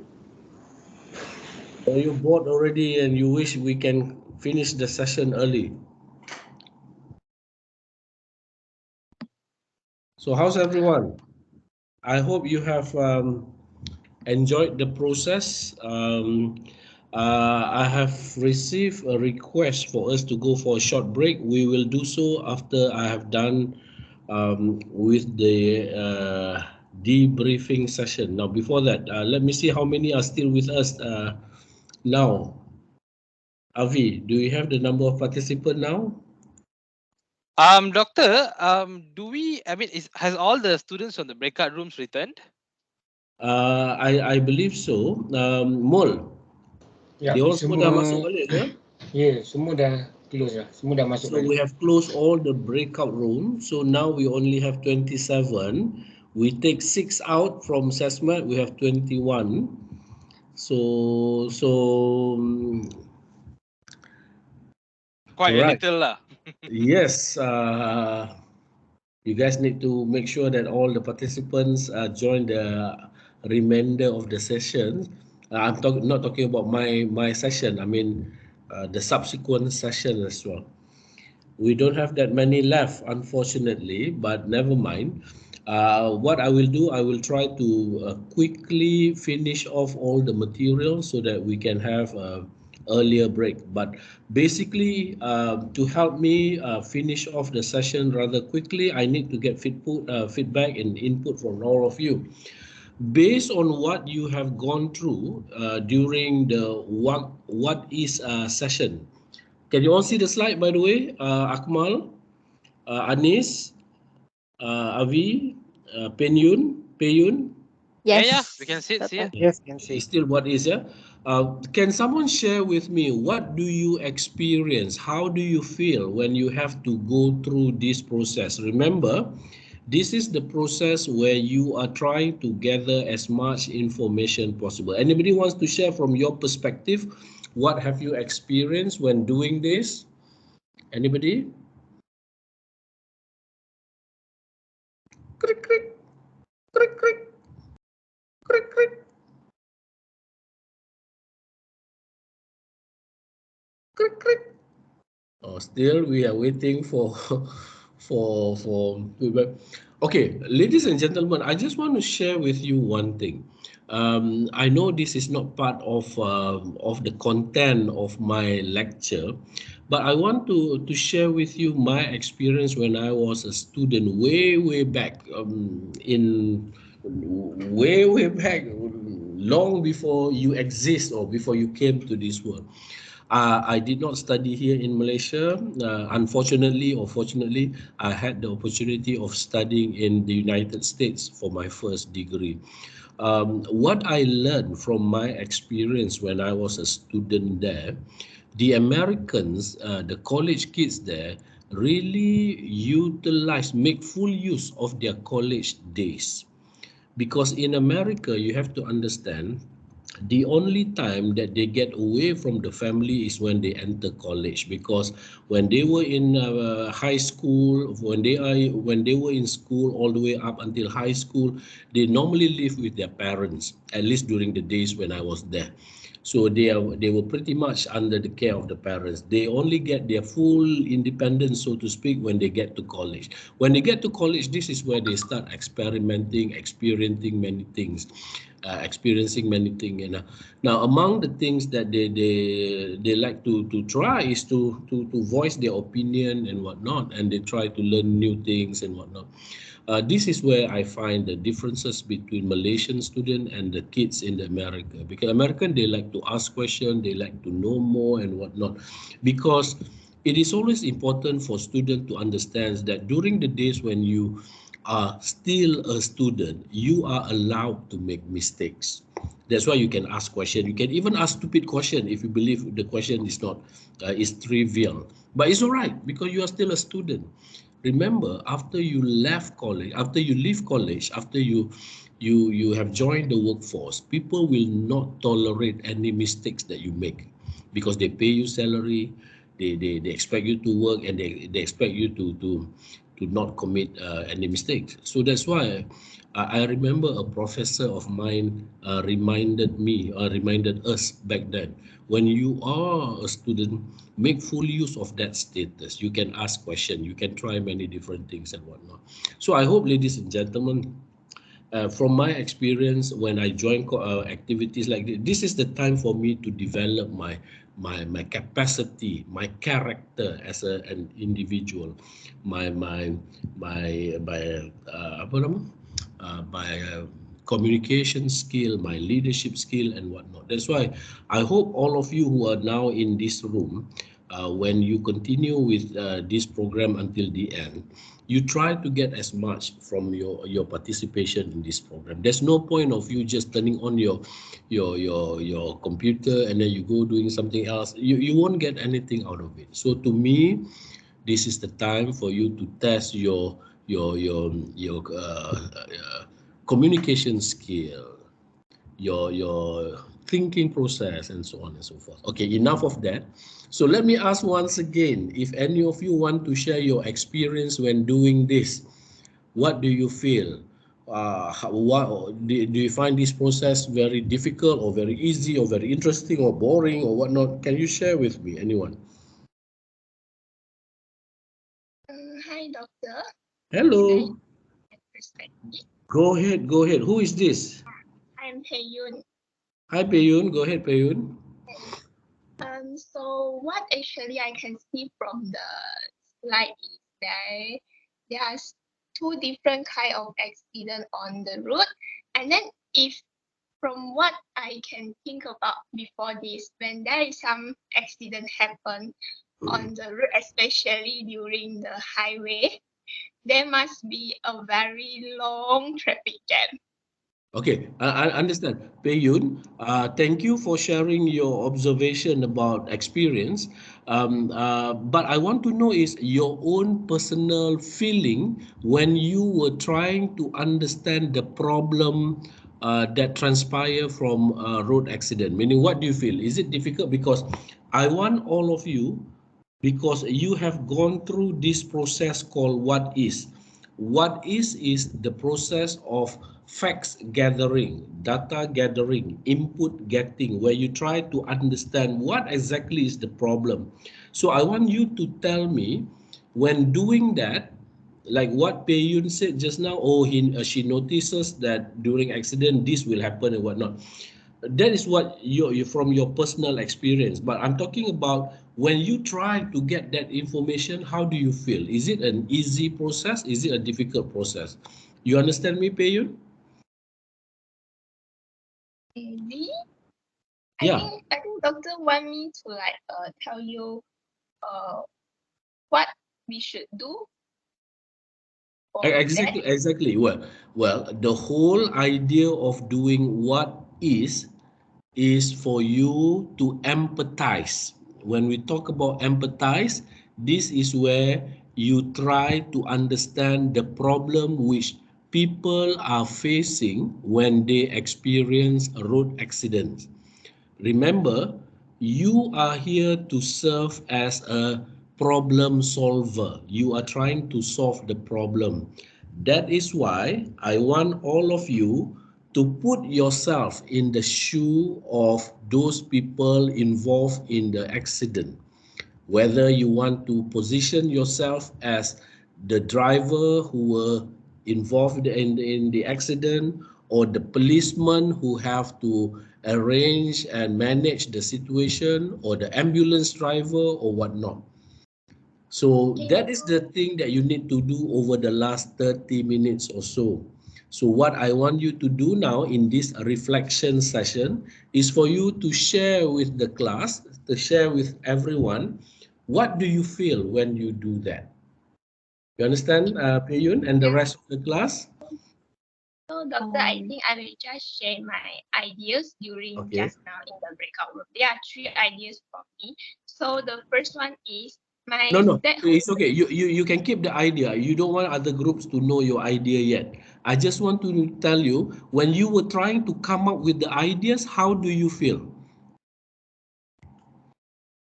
try to come up with the idea how I feel. Yeah. What Yeah, did you it's do? By right, you're not supposed to come up with idea yet. By right, you're supposed to understand the problem that people were facing. So what did you do when before you come up with the idea, what kind of problems have you identified to arise due to accidents? I can identify about the time consuming Very for good. That's what I want to know. Yes. them to cleaning the accident part, and also for those who are giving the help to the victims, they don't know the real accident until they reach at the area. Exactly. Okay. All right. Thank you. Very good observation, Peyun. Thank you very much. Can you all give a big round of applause to Peyun? Can you bring that applause sign out? Thank you, Good. Doctor. Anybody Thank else? you, everyone. Anybody wants to share your experience?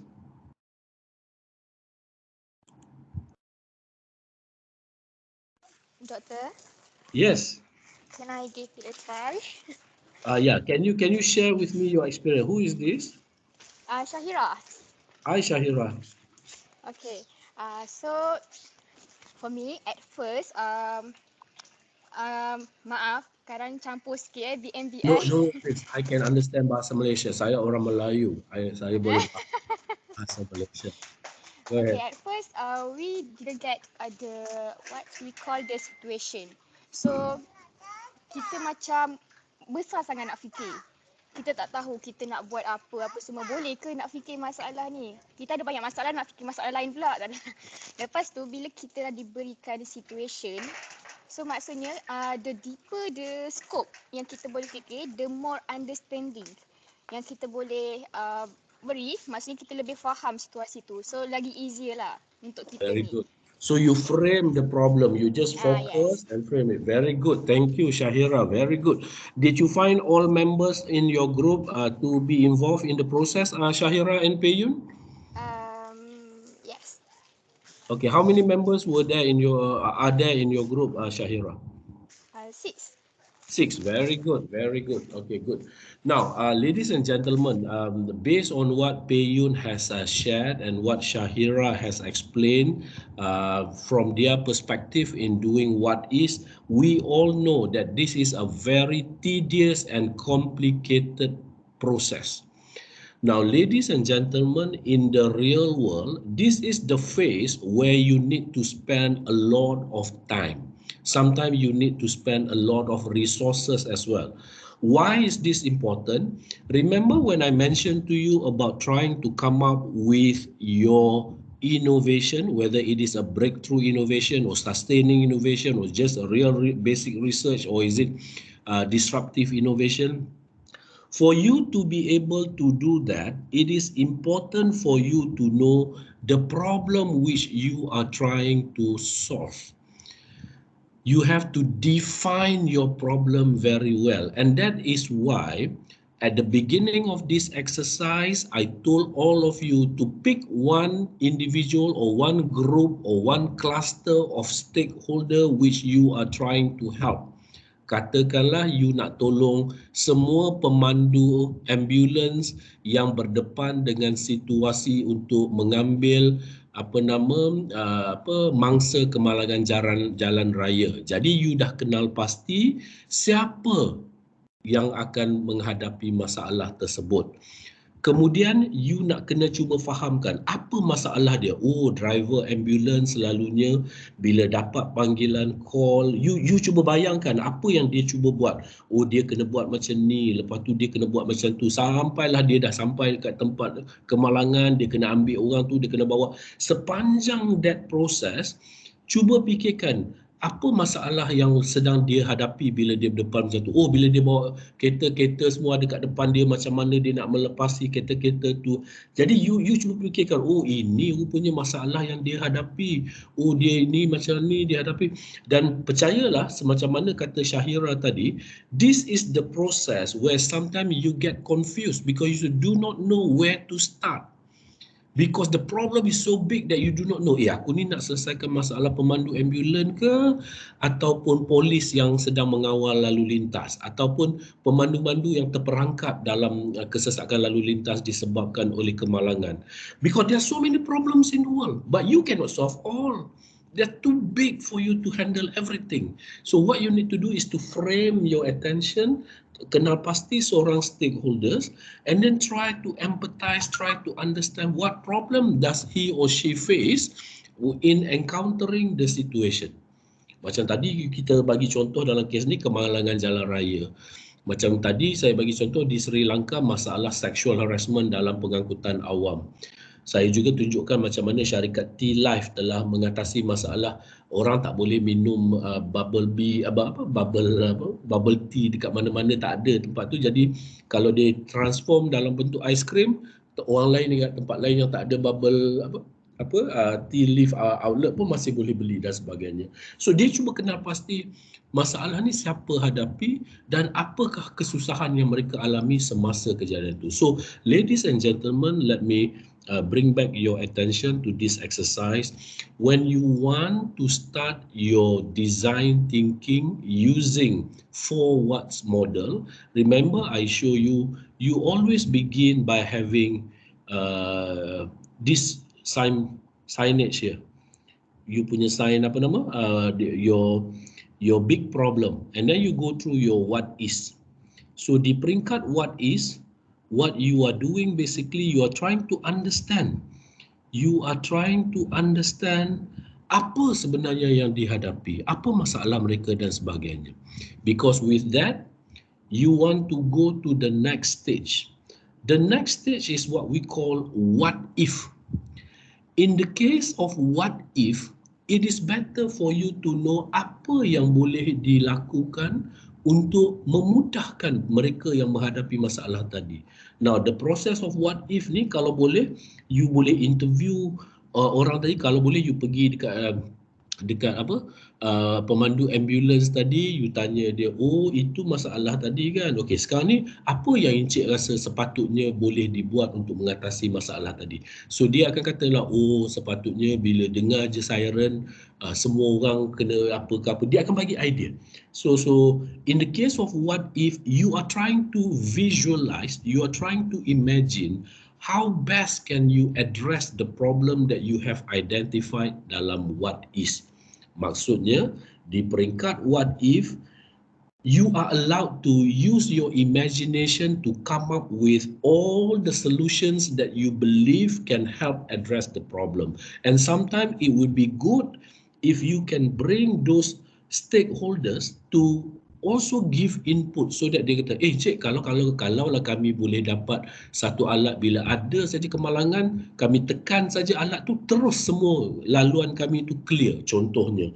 Jadi itu yang dia nak. Jadi senang, kami boleh bawa ambulans kami terus pergi dekat tempat kemalangan, terus kami ambil pesakit dan terus kami datang, contohnya. Jadi they will start coming up with all sort of their, how I wish I have this, how I wish I have that. Jadi ini yang you all semua kena fikirkan, oh apa kata imajinasi kita nak buat macam ni. You all faham ke tak? Now, what I want you to experience doing that based on the problems that you have gathered coming out from the what is process. You are now trying to come up with all sort of ideas. Sebab apa? Ladies and gentlemen, nanti semasa anda akan buat projek ini, in your case, senang, you dah ada Apple product diberi pada you pun akan tahu apa nama features untuk Apple product ini. Jadi you kena turun ke padang dan kena pasti Apple product yang you nak buat ni nak selesaikan masalah siapa? Masalah cikgu ke? Masalah pelajar ke? Masalah mak ayah ke? Sorry Doctor interrupt. I think we have an international student here. Oh, okay. In the chat, she said to communicate in English. Okay. What I'm trying to say now, okay. In case you did not understand what I said in Malay earlier, basically I was trying to emphasize the importance of what is, whereby in the case of what is, you are trying to understand the real problem faced by the stakeholder which you are trying to help through the solutions that you are going to provide. And after that, you migrate, you move on to what if. What if is where you try visualizing, you try to fantasize how you can help those stakeholders with the problems that they are facing. So I'm trying to relate this process with what you will be doing in this competition, because you all will be provided with Apple products, and this Apple product is capable of doing so, Apple product or products, and these products are capable of doing so many things. So now you know the technology that you have in hand. So what are you going to do? So you need to find who are the stakeholders whom you are going to help. Are they the parents? Are they the teachers? Are they the students? Are they the administrator of the campus? So you need to understand what are the problems that they face. What seems to be the problem now, and then you're trying to match the technology that you have with the problems that they are facing. So this is where innovation comes in. Remember when I give you the lecture from the very beginning, you're trying to match what is the problems that are faced by human with the technology that they have, and you want to make sure that they are economically viable. That's what we're doing. I hope that makes sense to everyone. All right, let's move on to what if. Now, in the case of what if, you're going to spend some time to start thinking of how or what you are going to do or offer in order to help address the problems that you have already identified in what if. Again, as I said, just like in the case of what is, in the case of what if, it will be good if you can also get some feedback from your stakeholders in order to understand what are the features or the elements that they want to be incorporated in the product so that it can help them. You all understand that? So in this case, you are allowed to be very imaginative. You can be creative and come up with all sort of things, because in this step you are going to come up with all the features. Basically, this is still the idea still. Get the input as much as possible from what is, and then use your imagination to help address the problem in what is. I'm going to allow you to work on this for 20 minutes. Maybe you can go back to your, no, you have to go back to your own smaller group and work on this. And Katsu will remind everyone on the time before you finish off that exercise and come back to the main group before we can proceed to the next level. Is it clear, everyone? Can you all understand my instruction? Are you all still with me? You understand what to Yes. do, yeah? We are now going to what Yes, now. Doctor. Earlier, somebody asked me for a short break. I think in between this, you can just go for your coffee break and whatnot. Like I said, if we can finish this early, we can disperse much earlier so that you can enjoy your lunch and longer break before you start the afternoon session. Just work with me so that we can continue with this process rather quickly. Okay, so ladies and gentlemen, if all of you understand the instruction clearly, I'm going to ask Katsu and Abang Mol to break all of you back to your own group so that we can continue with the next phase of activity. So I will see you in about 20 minutes time. Is that okay, everyone? Okay, Katsu, Abang Mol, we can break them to small groups. Okay, Doc.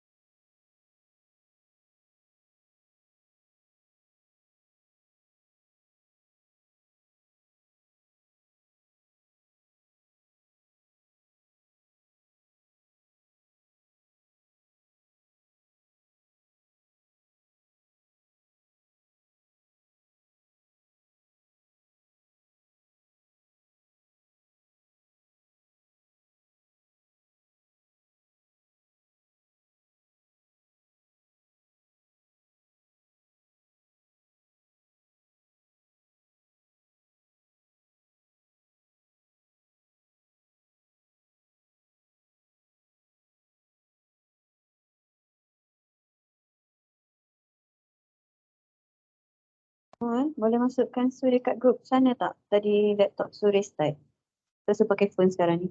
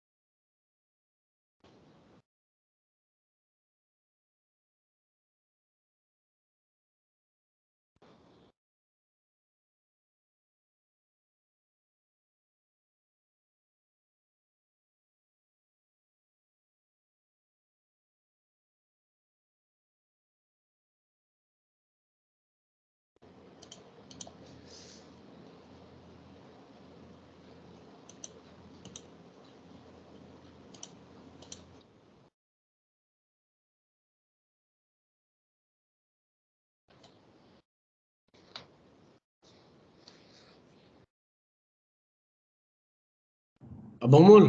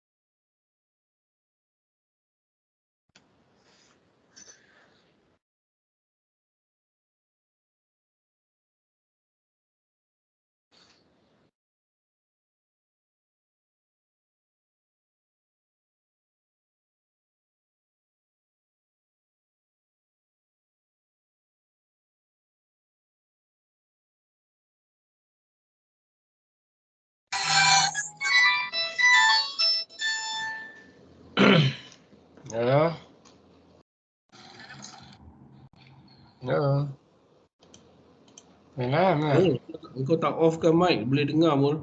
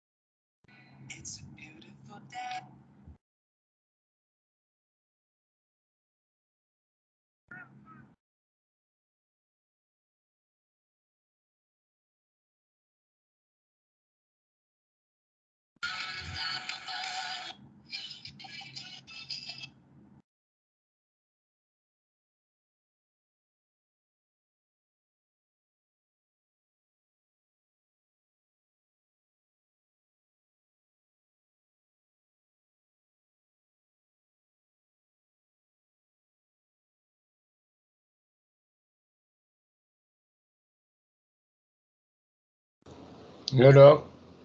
Dah boleh close ke? Boleh Lagi close, satu. yes. Masukkan dia lah. Ha. Right.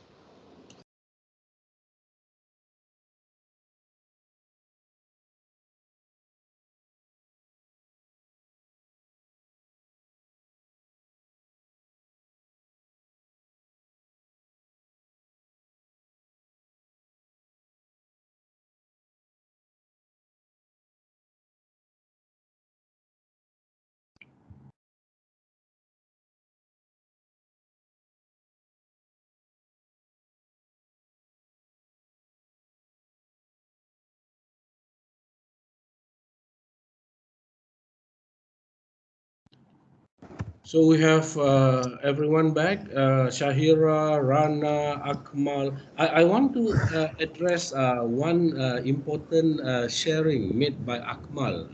Akmal said, I feel a bit stumped as I have very limited data and understanding on understanding on traffic accidents.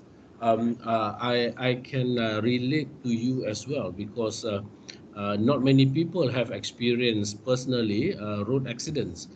So that is why Akmal, when we do what is, if we don't have our own personal experience to fall back onto, it is best for us to go down to go to the ground and interview people who have that experience, because in what is, it is important for you to get all the facts.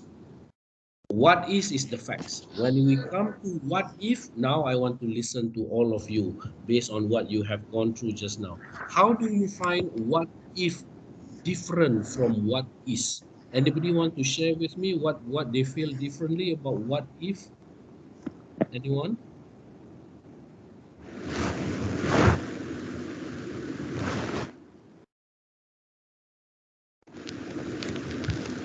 Anybody has anything to share from your personal experience? Prasanna, you wanted to say something?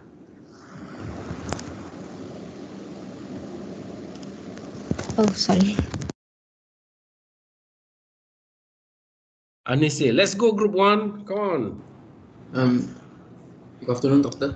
Can Afternoon. Hoi Cheng, go ahead. Yeah. For me, what is more to identifying the problem we might face.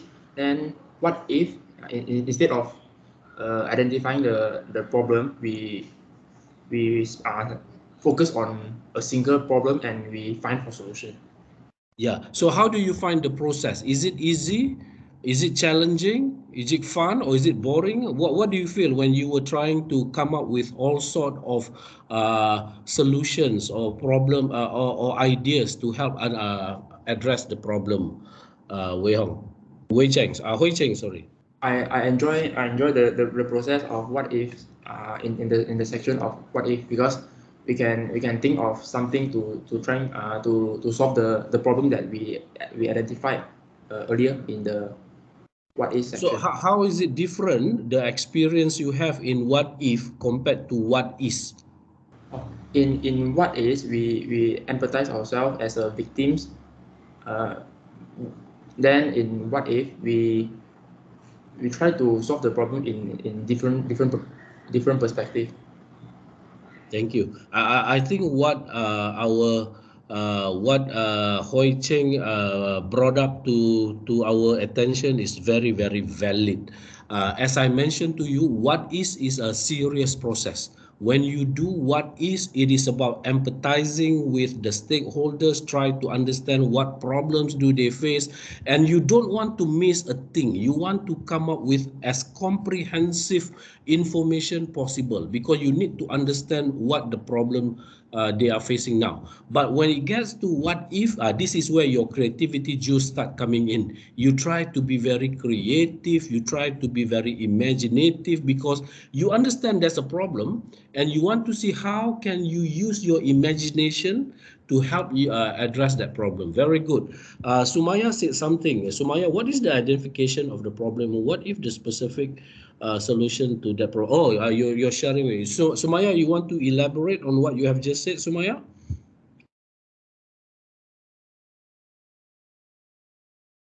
Are you here, Sumaya?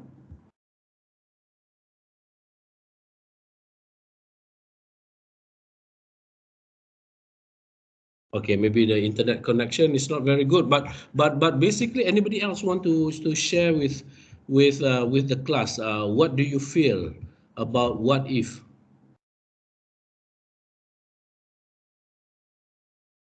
Beside Hoi Cheng, anybody else? Let's just hear one more thought from one of you. Doctor, kat chat ada someone, Nur Sakina. Sakina is saying, what is identifying problem? What is it? Yeah, that's right. But I want you to tell me your personal experience when doing it. I want to, like what Hoi Cheng said, or he likes what if because what if allows him to be very creative. He can come up with so many things to help identify the problems. The problem we did in what is, isn't it right? So that's what. Anybody, Sakina, you want to tell? Okay, what you're saying is correct. What is when you identify problem. What if is when you try to solve problem. Okay. All right. Okay, I tell you what I'm going to do now. We will now move on because we have until 2:30, but I think we can finish by 2 o'clock, hopefully. We now want to move on to what vows. Can you all see the slide? I've changed it to what vows. Whee! What wow? Anybody can see the slide? Is it saying what vows now? Yes. Yes. Yes. Okay. Now, what are you going to do in what wows? In what wows, you're going to spend maybe about 15 to 20 minutes just to develop a prototype, just to come up with something that can help solve the problem in the sense of products or service that you are going to offer. Now, remember, when we talk about what is, when we talk about what if, these are just ideas that you have. Oh, what if we come up with a feature that can detect oncoming cars, so that when cars is coming towards our direction, we can immediately shift our car or something like that. All right. All these are still in the idea form. When we get to the wow state, what wows, this is where you're going to make the offering. Is it in the form of a product? Is it in the form of an apps? Is it in the form of a service? Or is it in whatever form you want? And if that is the form, they have this feature or not? I'll give you one example. In one exercise that I did with a group of students that deal with flooding, so they were trying to help solve the problem of pet owners, because during flash flood, the house owner will have to take care of so many things. So as a result, one group of students has decided to help the pet owners. How do they help save the life of the pet during flash flood?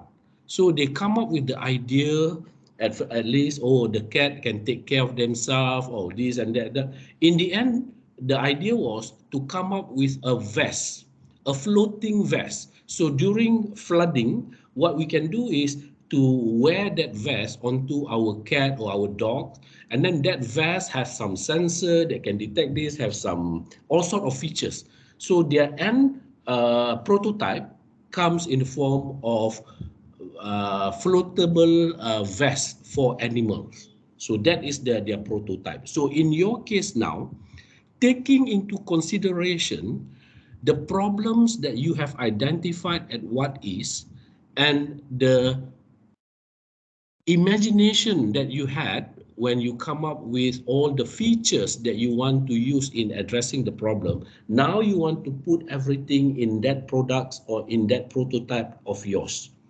And normally, if you can draw it, you will draw it. If you have plasticine, you'll do it in a plasticine form, or if you have Lego set, you do like, you will try to come up with something so that people can visualize and see what exactly that you want to do. Or in the case of application, normally they will show the application, at least they draw, or first menu is this, and then you press this menu, they go to that menu and whatnot. So you want to come up with a prototype, because this prototype is important for you to test in the market in the next phase. Can you all follow me? So we don't want to waste too much time on this. Let's spend maybe 10 to 15 minutes just to come up with one simple prototype, what we in the field of innovation call your MVP, minimum viable product.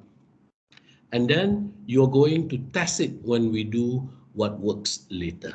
Can you all follow me? So let me repeat. The instruction for this phase is for you to put together all the imaginations that you have come out with in what if, in the form of a prototype. So this prototype can be your apps, can be your product, can be your service, can be all the gadgets. It can be in many different forms depending upon you. So you're going to to come up with it. Now, if possible, try to be specific. For example, what color, what size, how heavy the product is, how easily available. Try to come up with as much information possible on that minimum features that you have constructed or identified. And then once we are done with that, we will move on to what works. This is where normally you bring it to the market. But for now, we'll stop here. Is there any question before we go for another group break? And that will be the last group break we have. A group breakout, sorry. Any question? Crick, crick, crick, crick. Everybody understands what I have just instructed all of you to do?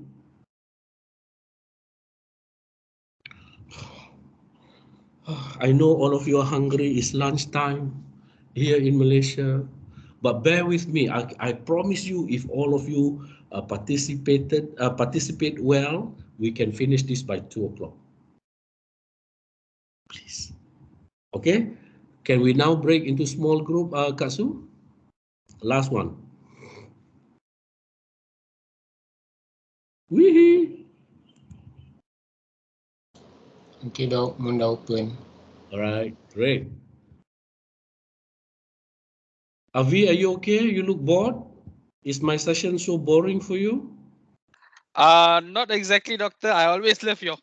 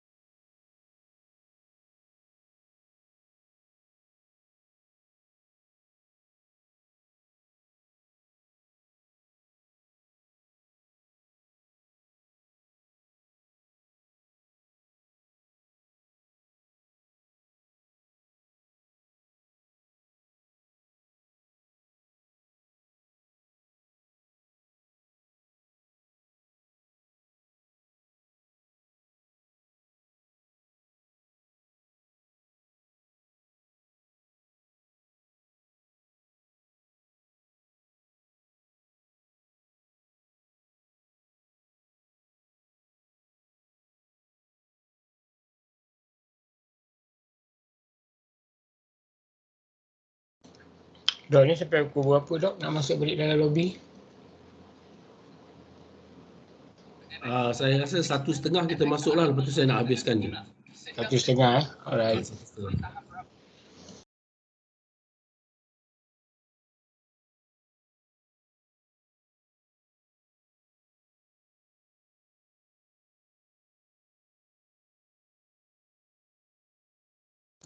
Kita ada berapa grup semua, Mol? Kita ada 4 grup. Okey, lepas tu kita minta satu grup present dalam 3 minit, lepas tu habis. Okey.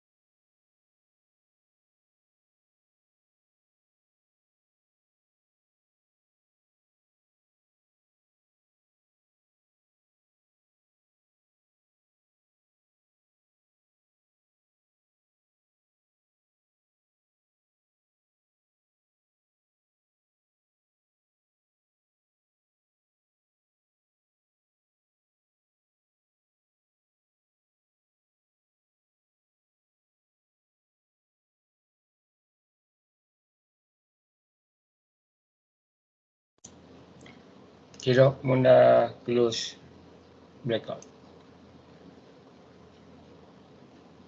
All right, very good, Mol.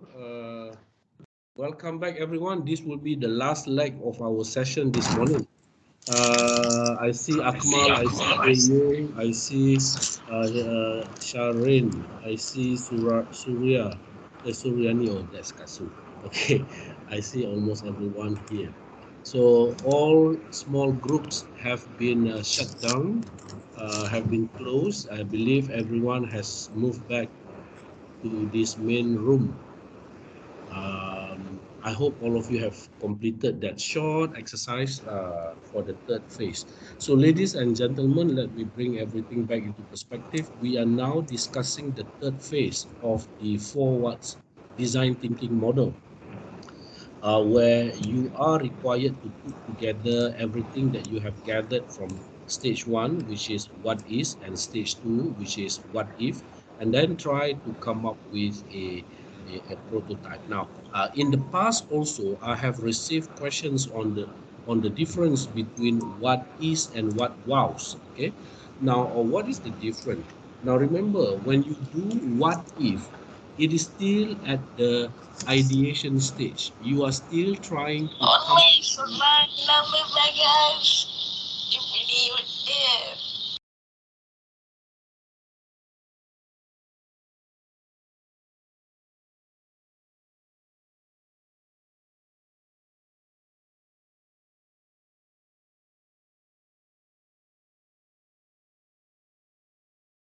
Oh, okay. Can you all hear me now? Hello? Hello? Yes, Doctor. Okay. Okay. Okay. Just, oh my goodness. We're talking about technology. Ladies and gentlemen, let me repeat. We are now in the third part of our what if model. I just want to highlight to you the differences between what if and what was, because I have somebody asked me before in the previous group of students when I conducted the same training, what's the difference between what if and what was? During what if, basically you're trying to bring in all the ideas, which is still at the imagination stage. You're thinking about, what about we have a product that can do this? What about we have a product that can do that? What can we have? Why don't we develop an app that can do that? Basically, they are still in the ideation stage. But when we get to what was, this is where you try to come up with the real prototype, something that you really want to sell in the open market later on. So you are firming up your idea from what if by coming up with a product or a solution or an app or whatever in the form of the actual things that you're going to offer to the customers. So this is important. So at your what wow stage, this is where you come up with a solid product that you are going to test later on. So what you will find at this stage, normally, this is where you need to bring in expertise in the event that you don't have one. Maybe you want to bring your friend from architecture or from interior design or whatever to help you come up with a simple basic form of your product so that you can test it later on. This is the point. Sometimes you also need to get expert input in trying to come up with that basic feature that you are going to test. All right. Now, once you have done that, you are going to move on to the last stage. In the last stage, what you normally do is to bring your product to your stakeholders, the one who face the problem. Remember, you identify all the stakeholders. So now you have focused on one of the stakeholders, and now you're going to ask them, hey, before this, you said you have this problem. So now we have this product. Do you think this product meet whatever or help to solve whatever problem that you face? So this is where you start giving them to you letting them try and experiment and use and see whether or not it helps. At this stage, normally what you will do, you will try to get their input on how or what they think about your product, and how you can improve them. Now, always remember you are in no position to argue with them. However, you can explain to them in the event that they don't understand what exactly this product do to me. Remember, the whole idea is for you to try to perfect your product by getting more input, by allowing them to test, to use, to have a feel about the product that you have. So we are now going to move on to the last phase, which is what works. In the case of what works, this is where normally you will bring your product to the customers and let them experience using it and then try to get their feedback. The idea of getting the feedback is for you to help improve the later versions of your product. And at this point, never ever try to justify by trying to win every argument, because your job is not to argue, to fight with them. You can explain to them, but don't waste your energy, don't waste your time just to fight. No, our product is the best. Why? Oh, you don't like, you can go away lah. We have other customer to entertain. No, you cannot do that. Get all the inputs and then try to improve. Remember how iPhone, when they first came to the market, they only came in one color or two colors. But then when they listen to the feedback from the customers, and then they start to improve on their design, and then on their colors, on the size, how they become very, very thin instead of big, bulky.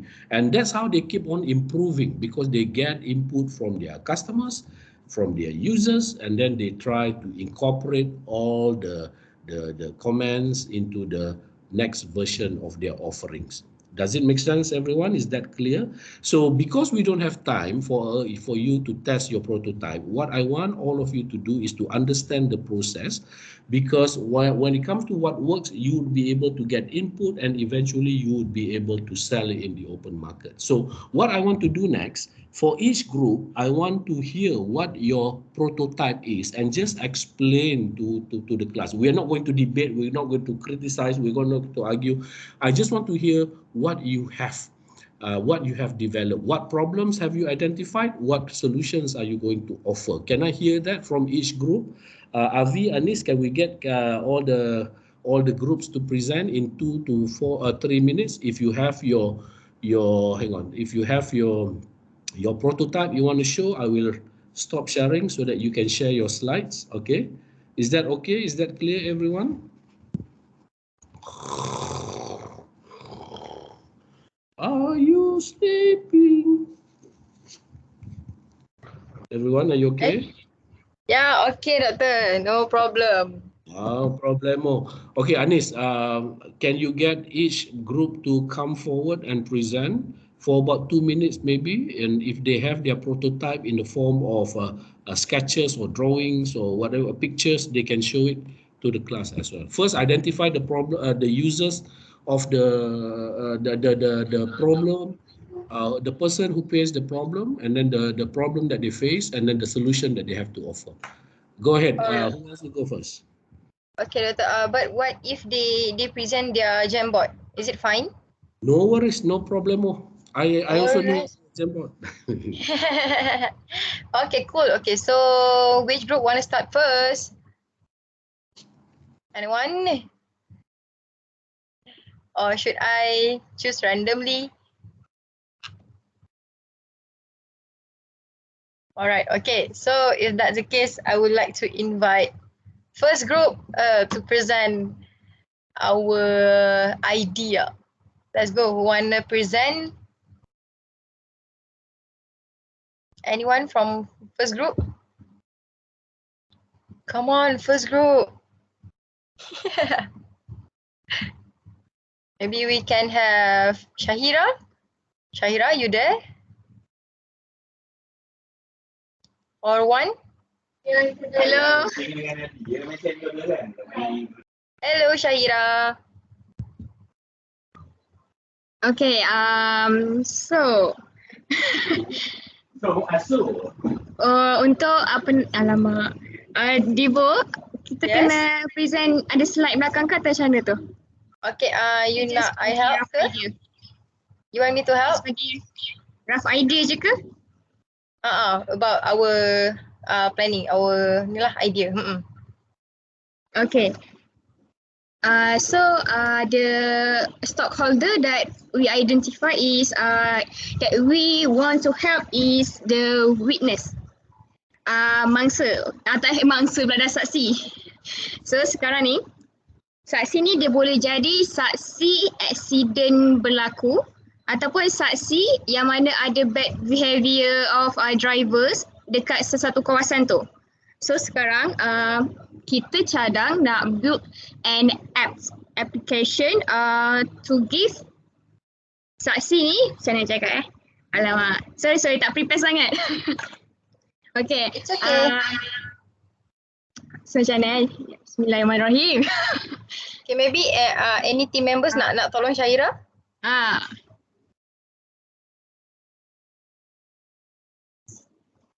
Okay, sebenarnya macam ni. Okay, saksi ni kita ada satu masalah tau. Sekarang ni akan ada jadi yang mana dekat satu kejadian tu ada saksi yang nampak satu aksiden tu berlaku. Dia ada bukti iaitu contoh macam rakaman kereta tu kan. Tapi dia tak tahu nak bagi footage evidence tu dekat siapa. Dan sekarang ni banyak mangsa-mangsa aksiden keluarga yang cari siapa ada bukti kejadian di setiap bla bla bla bla bla. Tolong tampil semua kan. Tapi tak semua akan baca benda tu. So apa yang kita buat sekarang, kita akan build satu aplikasi yang mana dia membantu untuk saksi-saksi tadi akan upload semua footage video-video evidence tu dekat apps tu yang mana dia akan selitkan dekat mana location kejadian tu berlaku. So senang untuk waris tu untuk carilah. Itu adalah saksi untuk kejadian aksiden. Macam mana pula tentang saksi yang bad behaviour drivers? Contoh ada tumpah minyak dekat suatu lokasi ni. So saksi ni dia akan upload lah kat sini ada tumpah minyak bla bla bla. So nanti orang akan inform. Lepas tu ada satu aplikasi ni juga dia akan bagi tahu emergency call ataupun reminder dekat waris keluarga kalau dia ada satu push button ke yang bagi tahu lah. Contoh dekat tengah gaung ni ada satu aksiden tapi dia tak tahu macam mana nak ni kan. Tak ada nak tahu macam mana nak call ni, macam nak bagi tahu location benda ni. So macam dia tak tahu, dia nak tolong pun macam takut sebab takut macam orang umpan jenayah ke apa ke, kan sekarang kan banyak kes macam tu kan. So lah dia akan apa-apa apps ni akan bantulah, dia ada situ boleh tahu location accident tu berlaku. So polis boleh detect, Waze boleh detect, GPS boleh detect, waris keluarga pun boleh detect. So itu just rough idea lah. Dia macam tak perfect sangat lagi. Okay. Very good. I think it's a good attempt, Shahira. You are coming up with an app that can assist those who have witnessed the accident to channel their information to the authority. So maybe later on, as you progress in the workshop, you will learn from Dr. Akmal how you can develop further your ideas by going through what we call value proposition canvas, and then before we get to business model canvas. But I just want to ask you just a simple question. Who do you think would buy these apps? Let's assume you have developed these apps. Who do you think would buy this app? Okay, so anyone from group 1? Do you think individuals or the police or the government? Because you need to identify who will, for you to make money out of your innovation or your invention, you need to know who to sell to. And I know the users may be you and I and everybody who witnessed an accident, but I'm not going to pay for that. So somebody has to pay for it. If you ask me, hey doctor, you want to buy this app? This app can allow you to channel information to the authority. I say, hey, why would I want to waste my money to buy that? I would rather go and eat at McDonald's. So somebody must be interested in your product. So who would that be? So that is important. You don't have to answer this question, Shaira, but that is something that maybe if you take other modules, you are going to identify. The product is very, very useful. To make it valuable, you need to understand who would be your key your target segment, your market segment, who you want to focus. That one you will cover later. Okay. Thank you, group number 1. Can we give them a big round of applause? All the applause sign, please come out. Yahoo! Yeah. Okay. Okay, Kak Shima has already asked a representative from group 1, group 2 to come forward. Can someone from group 2 to please come and present your ideas? Let's go. Group 2, come on, group 2. Or do you want Kak Shima to call out names? Ayo. Group 2, come on, just share like what Shahira shared just now. It's all right. Just for 2 minutes. Exactly.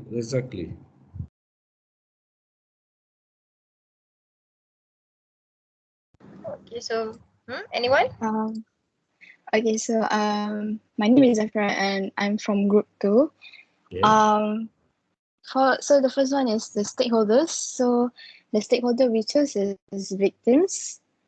That and then yang caused the thing of the accident is drunken people. Since lately we've been seeing a lot of drunk people, right? Bawa kereta macam drunk people lah. So we bincang-bincang and so nak buat satu apps ni and sorry, I'm nervous. I'm a little bit nervous. So kita orang macam nak buat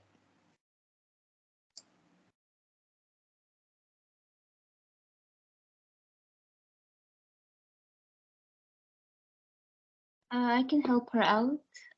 So basically, we develop an app which is like basically multi-purpose. Firstly, it will help have an e-hauling services that will help drunk people get home so they won't drunk drive and cause accidents. Secondly, the other service is they provide alternate routes for students and workers who are late in case there's a traffic jam or accident. And then another feature was that if there is if the road work is like there's a hole in the road, or there is something like the road is basically damaged, we can file a complaint on this app and it will be sent to the authorities. For now, we only have a couple of features, but we're planning to add more, like how Grab started out with a few features before it added Mart and shopping. So at the startup, we're going to have like a few features, and then as we develop the app, we have more and more. And primarily, this app focuses on road safety. It's like a road safety app. It's basically for the Apple Watch, where basically if you're drunk or something, it can basically monitor your health levels. And also another additional feature is that if you happen to have a stroke or heart attack on the road, it will call an ambulance. Great, Rana and Group 2 and Shahira. I think you guys are spot on in identifying the current needs, because issues with drunk drivers and issues with heart attack. I lost a couple of friends due to heart attack when nobody can detect the problem at the early stage, and when we detected it, it's already too late. So again, this group has decided to come up with with an app that can help, that has many features. Rana, don't worry about introducing something so basic at the very beginning. That is the intention. The whole idea is to come up with what we call the minimum viable product, the basic feature of your product. And from there on, remember I told you, creating is about adding more and more things to whatever ideas you have. And this is what we call sustaining innovation, where you try to incorporate something new so that you can get something better as we move along. So don't worry if you believe that at this stage it is still very basic. That's the whole objective, for you to come up with just what we call basic MVP, basic prototype, so that you will be able to enhance on the features later on. That's why if you notice, even iPhones, they have iPhone 1, iPhone 2, iPhone 3. They keep on adding all the additional features as they get more and more input from people. Like nowadays, people wear wristwatch, and that wristwatch can function, can perform many different functions. And how did they manage to do that? Because they get input from the users, and from then on they bring in all the additional features that can help those users. Thank you, group number 2. And group number 2, you guys deserve, or you ladies deserve, another big round of applause. Come on, everyone, cheer them up. Yes, group number 2, very Wee-hee, woohoo, yahoo. Okay. Okay, come on, group number 3. Group number 1 and number 2 have already set the bar for you to pass or surpass. Go ahead, group number 3. Quick. Hello, okay. Good afternoon, everyone. Okay. Hi, Nawa. I'm from group 3. Yeah, Go ahead. I'm Nawa. I'm president 3. Okay, we are planning to do a concept of black box concept they're using in the airplane, the same concept to the cars. So whenever, for example, if occur any accident, sometimes the victim is so serious, so the traffic police cannot get some information from them. So with the help of this black box, because this black box can record the GPS location, record the vehicle speeds, the way they are movement, everything. So the data all is like 365 days data record in a cloud system. So and then this system is will register under the JPJ, so that whenever a person bought a car, it's in the car. So the system was also registered under the JPJ. They want the information, the JPJ police just retrieve from the cloud system there. So it will be easy for them to further investigate further on what happened to the scenario of the accident. That is the thing we are planning. And then at the same time, we also add on some whenever the accident occurs, it can send the ambulance or the medical department, so that they know the location where the accident is occurred, so that the ambulance will be sent to that place. That's all. Great, Nava. I think your group has come up with a very novel idea, which I think would be very, very useful to many people. Recently, if you notice, there was a case where a lady just came back from work, and then her car was involved in an accident, and the car ended up in a ditch, and nobody noticed about it until a week later, and by then it's already too late. So if only they have this gadget that Nava and his group has developed, so that when accident happen, immediately it will transmit some signal to the police station or to the authorities, so that people can go and rescue the victim. Very good. I think that's a good idea. This group has come up with another solution in the form of a product or that contains some cloud computing info and so on and so forth. This is a novel idea also. But if I may ask you, Nava, who do you think, who are you targeting to subscribe to your product, to buy your product? Most of the car manufacturers.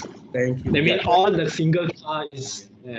Exactly. So what you for this group, in order to realize their to really make sure that everybody really embrace the product, they can, number one, lobby for the government to make it compulsory for all cars to install that, and maybe all the car manufacturer must now incorporate that in all cars that they sell. So very good. You see the potential of your product. So this is the whole idea.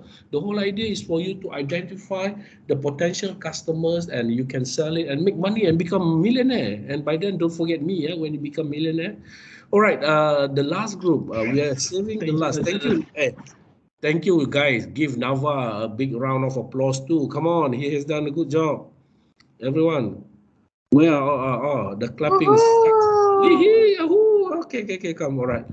All right. Last but not least, we are saving the best for last. And the last group to present is group number 4. Go ahead, group number 4.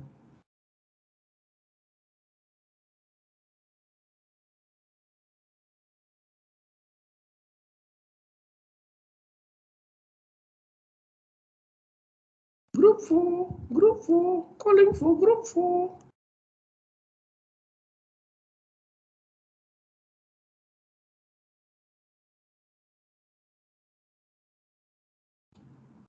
Ada ke group 4 ni? Masuk?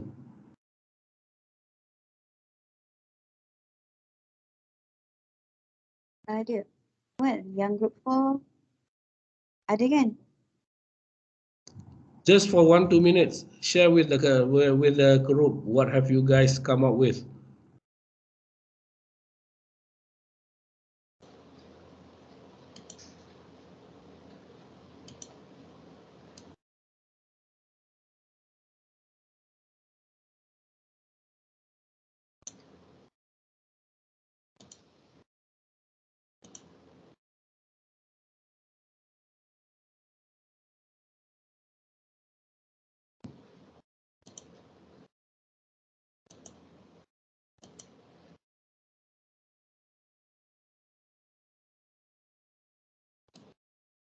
Hi, Doctor. So Hi. I'm going to present Right, for. Peyun. Go ahead, Peyun. Yeah, hi, Doctor. So our group also wants to develop an app to help the public and also the victims of the car accident. Then what we want is in the app, we will give more storage for the app so that people will like it. Then the road traffic accident, the apps is free to access by everyone, just like our My Sejahtera app. And then it is a multi-function apps that can detect the weather conditions, road condition, and suggest the speed that should be maintained in order to prevent overspeeding on the road. And then we can access to the apps even when there is no internet connection. Then the apps is free and compatible to any kind of device, iOS, Android, Harmony, and etc. It can prevent accidents from happening since it gives warning to the drivers. Because not every car got the system like that. Then this app also can help drivers to aid when they are unable to aid in very short time, because when accident happen, they don't know what their action should be. So maybe these apps can help them, then can give some advantage to the people who use the app so that we can promote the apps, like maybe giving some points for them to buy something in the app. Yeah, so that's all our points. Good job, Peyun and group number 4. I noticed 3 of the 4 groups. In fact, the fourth group was the third group was also trying to use something using cloud also. But then at least 3 groups have basically plunged themselves in the world of IT and apps development and whatnot, which is very good. Which shows the trend among youngsters nowadays. They are into developing apps that can help life easier. Again, in the case of Peyun, is a brilliant idea. You need to further develop. I want to caution everyone though, when you say oh, the app will be available for free like My Sejahtera. You have to understand somebody will have to bear the cost, and that cost, unless you are from the government where you have the money to pay for it, if you are from a corporate private sector, you need to find ways to cover the cost at least. So that's why when you study BMC, you need to learn your cost structure, your revenue stream, because otherwise makes no sense for you to come up with this product. Because remember, the whole idea of coming up with this prototype is to enable you to bring your innovation to the market and make money. So maybe you will learn this more when you study BMC later on. So ladies and gentlemen, can we all give group 4 and everyone who have participated in this exercise a big round of applause? Yahoo, yahoo, yahoo! Hey, everyone, so quiet one. Woohoo, woohoo. Come on, everyone. Woohoo! Okay. Okay, with that, ladies and gentlemen, we are going to finish off our discussion. Hang on. Okay, let me just conclude the session. Can you all see the slides, everyone? Yes. Okay, with that, we come to the end of our session today. So, ladies and gentlemen, notice what we have done over the last few hours.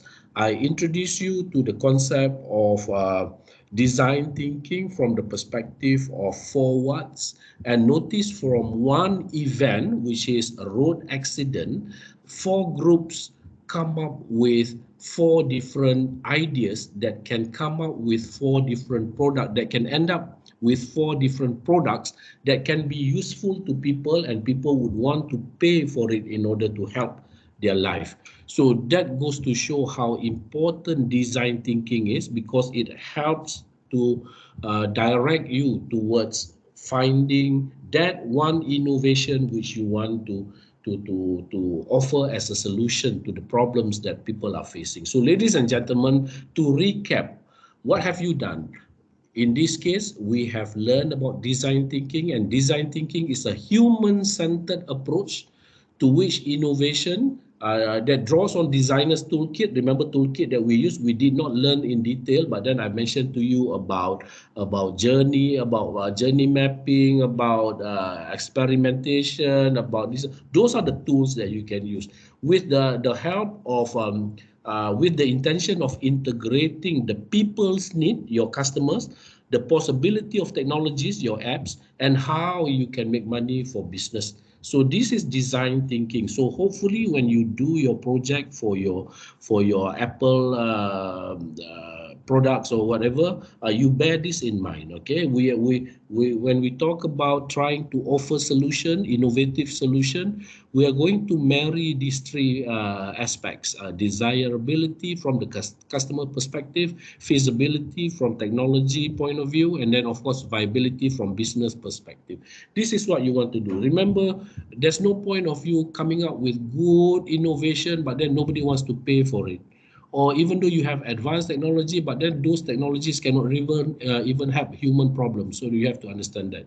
Now in design thinking, this is what you have done. You come up with many problems, you get all the divergence in terms of your ideas and whatnot, but eventually when you streamline, when you focus on that one particular stakeholder that you want to help, you try to converge those ideas into one solution. That idea is meant to help address the problem faced by those stakeholders. Okay, so ladies and gentlemen, with that we come to the end of my session. I'm Dr. Azuddin from UKM SESMED, and with me this morning and up until this afternoon is Dr. Akmal, Abang Mul, Kak Su, Kak Shima, and also Puan Wani, and we are all from UKM SESMED. I hope all of you will continue to learn about entrepreneurship from the perspective that I have just explained. If you want to know more, perhaps you can join us with our activities. You can visit our website and you can find more about the program, the subjects, and the activities that we have on offer for the students. So, ladies and gentlemen, with that, okay, let me stop sharing first. With that, I come to the end of my session. Okay. Any feedback, anything that you want to ask for the last? Okay, it's already 2 o'clock. Any last words from anyone? Anybody wants to ask anything? Anybody wants to know where SESMED office is? Physically, we are located on level 3 of FEP building. So if you come to the main entrance, if you come through the main entrance, take your right and you will find us at the right wing of the 3rd floor of that building. Visit our website. Later, Dr. Akmal will share with you the link to our website so you can get all the information. We offer courses in entrepreneurship. Remember, entrepreneurship is not just about buy and sell things, you know. It is about innovation and problem solving. So if you want to add value to yourself, you want to learn all the skills that would be useful for you in the job market, come and join us take advantage of all the free courses that we offer, all the free activities that we have for you. Hopefully it will help to build your character as an individual so that you can become a more marketable individual after you graduate. Ladies and gentlemen, any question? Last one from all of you. No question, ka? Everyone is hungry already. They cannot wait to go and have their lunch. So if that is the case, Doctor, yes. I have a question. Hi, Nava. Is that they provided like mentoring for students? Yes, we do. What sort of mentoring are you talking about? Business mentoring? Something like that. Yes, definitely. Come see us, Nava. Are you now running your own business? No. I just have an idea only. Come. See more.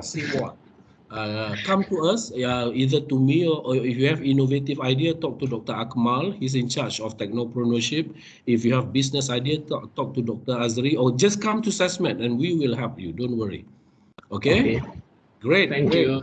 Okay, I hope to see you, Nava.